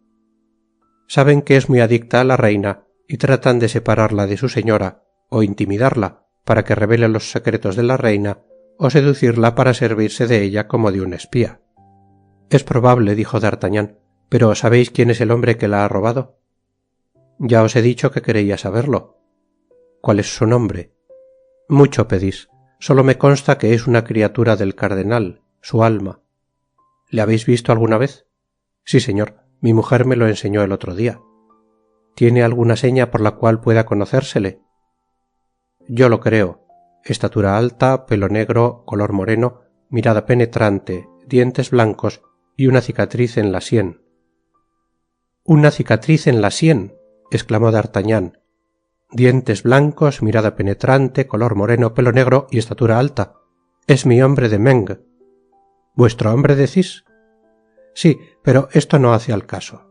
No, me engaño, lo simplifica, pues si vuestro hombre es el mío, haré de una vía 2 mandatos, 2 venganzas. ¿Sabéis en dónde podré hallarle?» «Lo ignoro». «¿Sabéis dónde vive?» «Lo ignoro también. Entrando con mi mujer cierto día en el Louvre, él salía y ella me lo enseñó». «Diantre», murmuró D'Artagnan, «todo esto es muy vago. ¿Por quién habéis sabido el rapto de vuestra esposa?» «Por el señor de Laporte». «¿Os ha dado algunas noticias más?» «No más que esta». «¿Y no habéis sabido por otro conducto?» «Eso sí, he recibido...» «¿Qué?» «No sé si voy a cometer una gran imprudencia». «Dale otra vez con los miramientos, pero lo que es ahora ya es tarde para que os volváis atrás». «¿Quién ha dicho que quiero volverme atrás? Voto a los demonios», gritó el desconocido, jurando para ponerse furioso. «A fe de Bonacieux». «¿Os llamáis Bonacieux?», interrumpió D'Artagnan. «Servidor vuestro». «Decíais a fe de Bonacieux. Dispensadme si os he interrumpido, pero me parecía que este nombre no me era desconocido. ¿Cómo podéis haberlo olvidado cuando soy el propietario del cuarto que habitáis? Y es verdad, dijo D'Artagnan, levantándose a medias y saludando, ¿con que sois el propietario? Sí, caballero, sí, y como hace 3 meses que estáis en mi casa y distraído con vuestras ocupaciones os habéis olvidado de pagarme el alquiler, como iba diciendo, no os he dado prisa un solo momento y he creído que correspondierais a mi delicadeza. No dudéis, mi estimado señor Bonacieux, que agradezco en el alma tan noble proceder y os repito que si puedo seros útil. Lo creo, y como iba diciendo, a fe de Bonacieux, tengo confianza en vos. Acabad pues lo que habéis empezado a decirme. El hombre sacó un papel del bolsillo y lo entregó a D'Artagnan. Una carta, dijo el joven, que he recibido esta mañana. D'Artagnan la abrió y como ya empezaba a anochecer, se acercó a la ventana para leer. Bonacieux le siguió. No busquéis a vuestra mujer, decía la carta, os será devuelta cuando no se la necesite. Si dais un solo paso para recobrarla, sois perdido. No hay más, continuó D'Artagnan, pero esto no pasa de ser una amenaza. Pero una amenaza que me asusta. Al fin y al cabo, yo no soy hombre de armas tomar y tengo miedo a la Bastilla. No la temo yo menos que vos, dijo D'Artagnan. Si solo se tratara de dar una estocada, vaya con Dios. Y sin embargo, no había contado con vos. Conmigo, Viéndoos continuamente rodeado de mosqueteros y sabiendo que los mosqueteros del señor de Treville eran por consiguiente enemigos del cardenal, pensé que vos y vuestros amigos os alegraríais de jugarle una mala pasada a su eminencia y de hacer justicia a nuestra pobre reina. Y pensasteis bien. Creía además que adeudándome 3 meses de alquiler, cosa de que nunca os he hablado, en efecto, y contando ofreceros si es preciso 50 doblones, dado que en la actualidad os halléis en apuro, lo que no creo, perfectamente, con que sois rico, mi estimado señor Bonacieux. No mucho. Tengo unos 2 o 3 mil escudos de renta que he ganado en el comercio de lienzos y arriesgando algunos fondos en el último viaje del célebre navegante Juan Moquet, de modo que ya me entendéis. Pero, exclamó Bonacieux. ¿Qué? Preguntó D'Artagnan. ¿Qué es lo que veo? ¿Dónde? En la calle, al pie de la ventana, arrimado a aquella puerta, un hombre embozado en una capa. Él es, exclamaron a un tiempo D'Artagnan y Bonacieux, conociendo a su hombre. Esta vez, exclamó D'Artagnan tomando la espada, esta vez no me escapará. Y desenvainando salió corriendo del cuarto. En la escalera encontró a Athos y Porthos que iban a verle. Estos se apartaron y D'Artagnan pasó entre los dos como una flecha. ¿A dónde corréis así? Preguntáronle los 2 mosqueteros. El hombre de Meung, respondió D'Artagnan y desapareció. D'Artagnan había contado algunas veces a sus amigos su aventura con el desconocido, como también la aparición de la hermosa viajera a quien aquel hombre había confiado, al parecer, una importante misión. Athos fue de opinión que D'Artagnan había perdido la carta en la zarracina. A su entender, un caballero, pues caballero había de ser el desconocido a juzgar por el retrato que de él hacía D'Artagnan, era incapaz de cometer la bajeza de robar una carta. Porthos no había visto en ello más que una cita amorosa dada por una dama a un galán, o por un galán a una dama, cita turbada por la presencia de D'Artagnan y su caballo anaranjado. Aramis dijo que aquellas cosas eran misteriosas y que era preferible no profundizarlas.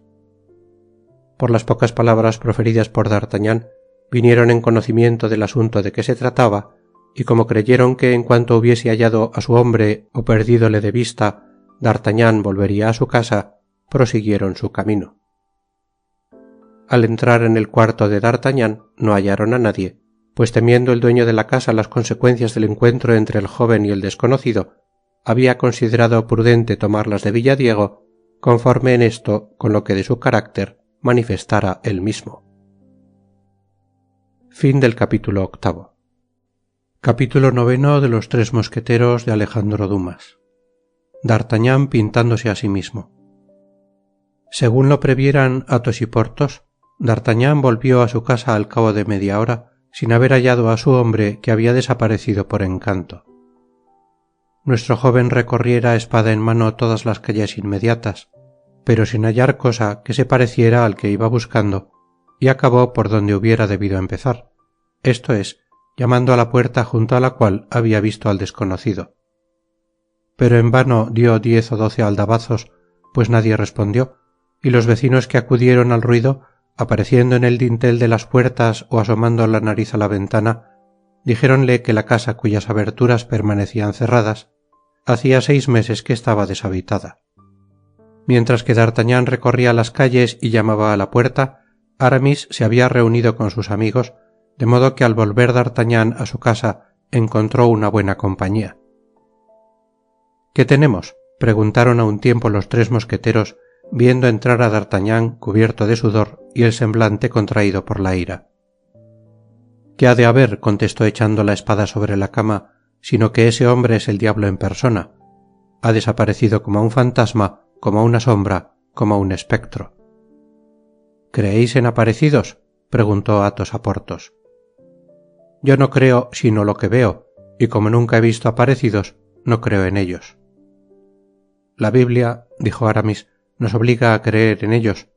La sombra de Samuel se apareció a Saúl, y es artículo de fe que me disgustaría haber puesto en duda, Porthos. Como quiera que sea, hombre o demonio, cuerpo o sombra, ilusión o realidad, ese hombre nació para mi tormento, pues su fuga nos echa a robar un soberbio negocio, señores, un negocio en el cual íbamos a ganar 100 doblones y tal vez más. ¿Cómo así?, dijeron a la vez Porthos y Aramis. En cuanto a Athos, fiel a su sistema de mudez, contentóse con interrogar a D'Artagnan por medio de una mirada. Planchet, dijo D'Artagnan a su lacayo, que en aquel momento se asomaba a la puerta entreabierta, procurando recoger algo de la conversación. Bajad a la habitación de nuestro propietario, el señor Bonacieux, y decidle que nos mande media docena de botellas de vino de Beaugency. Es el que más me gusta. ¿Cómo? ¿Tenéis crédito abierto en casa de vuestro propietario?, preguntó Porthos.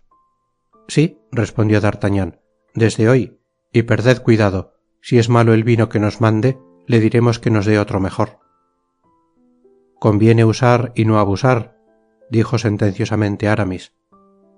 Siempre he dicho que D'Artagnan era la cabeza de los 4, repuso Athos, y después de emitir esta opinión, a la cual D'Artagnan correspondió por medio de un saludo, volvió a su silencio de costumbre. Pero sepamos al fin qué hay, exclamó Porthos. Sí, añadió Aramis, reveládnoslo todo, a no ser que el honor de una dama se halle de por medio, en cuyo caso guardad el mayor sigilo. Tranquilizaos, señores, nadie podrá quejarse de lo que voy a decir.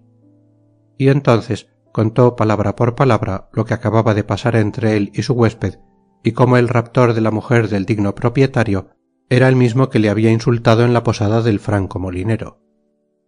El negocio no es malo, dijo Athos después de haber probado el vino como buen conocedor, e indicando por medio de un movimiento de cabeza que lo encontraba bueno, y podrán sacarse a ese buen hombre 50 o 60 doblones. Ahora lo que importa es saber si 40 o 50 doblones valen la pena de arriesgar 4 cabezas. Pero no olvidéis, exclamó D'Artagnan, que en el negocio anda una mujer robada, a quien están amenazando quizás, a quien tal vez atormentan por la fidelidad con que ha servido a su señora. Id con tiento, D'Artagnan, id con tiento, dijo Aramis. Me parece que os interesáis demasiado por la suerte de la señora Bonacieux. La mujer ha sido criada para labrar nuestra perdición y es origen de todas nuestras miserias. Al oír esta sentencia de Aramis, Athos frunció el ceño y se mordió los labios. Poco me importa la mujer de Bonacieux, repuso D'Artagnan, por quien me intereso es por la reina abandonada del rey, perseguida por el cardenal, y que ve caer unas en pos de otras las cabezas de todos sus amigos. ¿Por qué quiere a los que más detestamos, a los españoles y a los ingleses? España es su patria, respondió D'Artagnan, y es muy natural que quiera a los españoles, que son hijos del mismo país que ella. Tocante al segundo reproche que le dirigís, he oído decir que no amaba a los ingleses, sino a un inglés. Y confieso, añadió Porthos, que el tal inglés era muy digno de ser amado. Nunca he visto maneras de gran señor tan nobles como las suyas. Sin contar que viste como pocos, dijo Porthos. Yo me hallaba en el Louvre el día que lo sembró de perlas, y a fe que dos que recogí pagáronmelas a 10 doblones cada una. ¿Vos, Aramis, no le conocéis? Tan bien como vosotros, pues fui de los que le detuvieron en el jardín de Amiens, en donde me había introducido el señor de Putange, escudero de la reina. A la sazón me hallaba en el seminario y la aventura parecióme cruel para el rey. Lo que no impediría, dijo D'Artagnan, si supiese en dónde se encuentra el duque de Buckingam, que fuere a buscarle para llevarle al lado de la reina, siquiera para encolerizar al señor cardenal, pues nuestro verdadero y eterno enemigo, señores, es el cardenal, y arriesgaría la cabeza para hallar medio de jugarle una mala pasada. ¿Y os ha dicho el tendero, repuso Athos, que la reina creía que habían hecho venir a Buckingam por medio de una carta falsa? Mucho lo teme. Aguardad un momento, dijo Aramis. ¿Qué hay? Preguntó Porthos. Seguid, estoy recordando algunas circunstancias. Y estoy convencido, continuó D'Artagnan, de que el rapto de la confidente de la reina tiene relación con el asunto de que estamos hablando y tal vez con la presencia del señor de Buckingam en París. Y lo que discurre el gascón, exclamó admirado Porthos.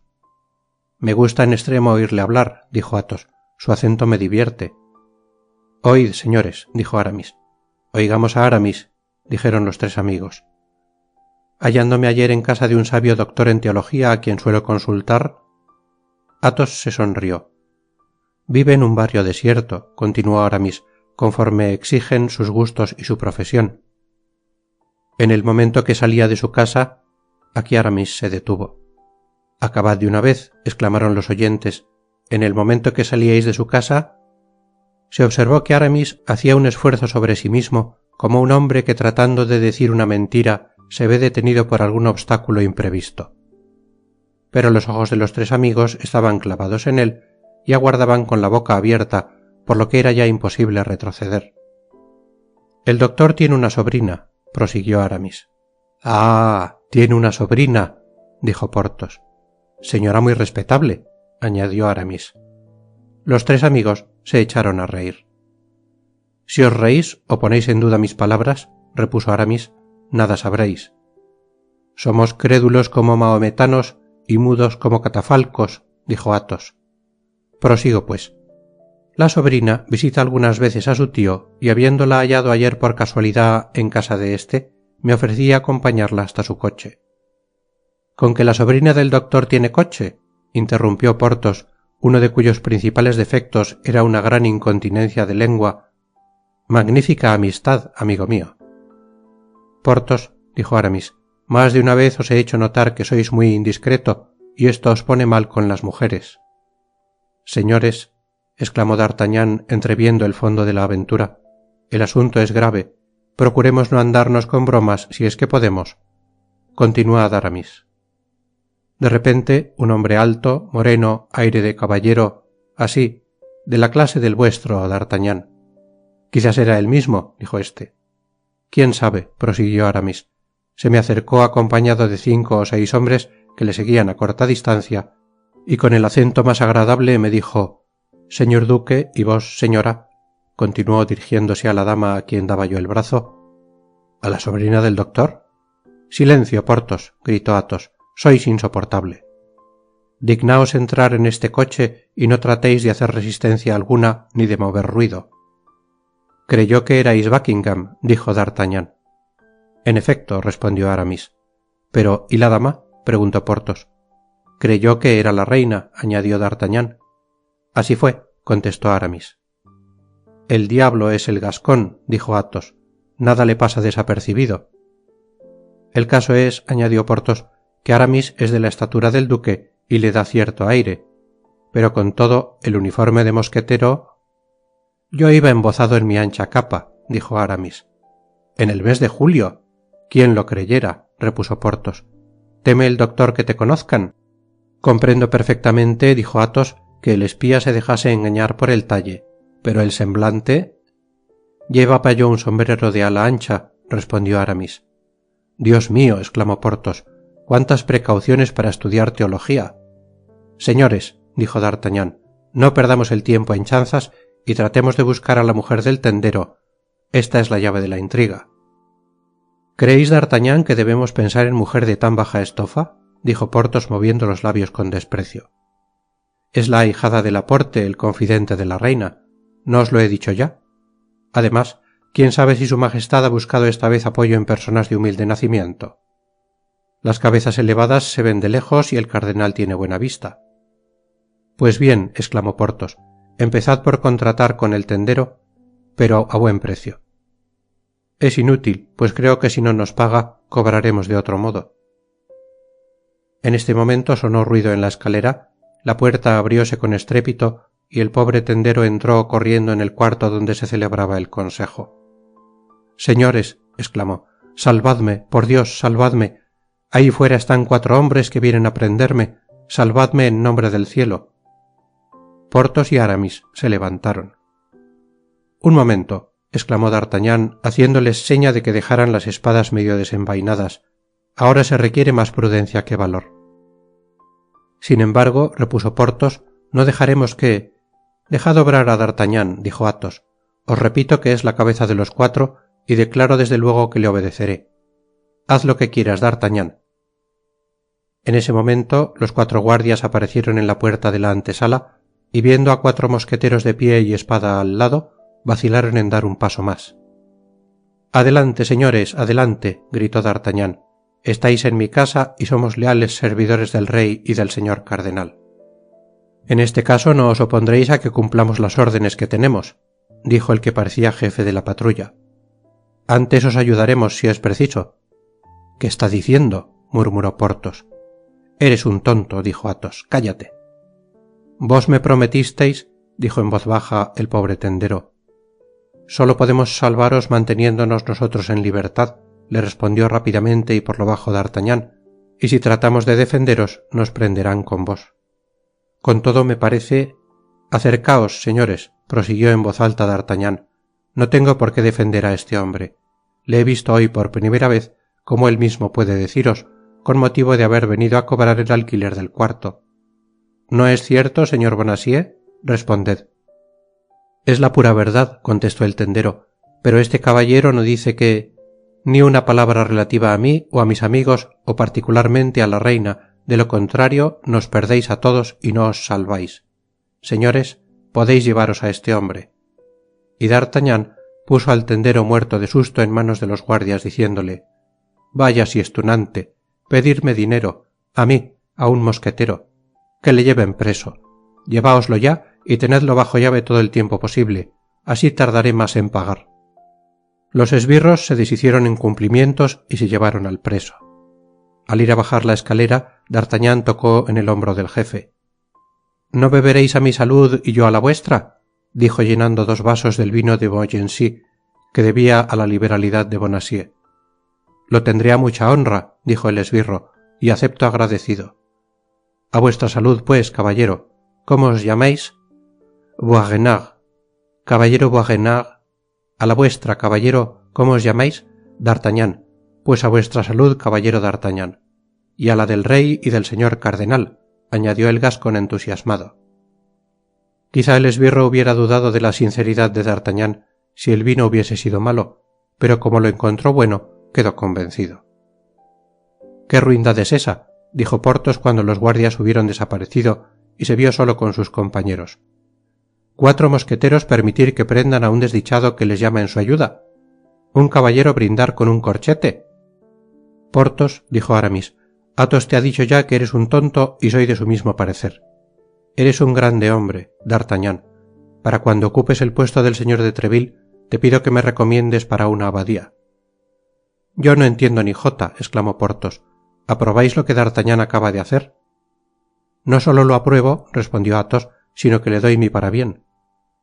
Ahora, señores, dijo D'Artagnan sin tomarse el trabajo de explicar su conducta a Porthos, todos para uno, uno para todos, tal es nuestra divisa, ¿no es verdad? Sin embargo, dijo Porthos. Extiende el brazo y jura, exclamaron a un tiempo Athos y Aramis. Vencido por el ejemplo, echando votos por lo bajo, Porthos alargó el brazo, y los 4 amigos respondieron en coro a la fórmula dictada por D'Artagnan. Todos para uno, uno para todos. Corriente. Ahora retírese cada uno a su casa, dijo el joven, como si en toda su vida no hubiese hecho otra cosa que mandar, y atencion, pues desde este instante vamos a entrar en liza con el cardenal. Capítulo 9.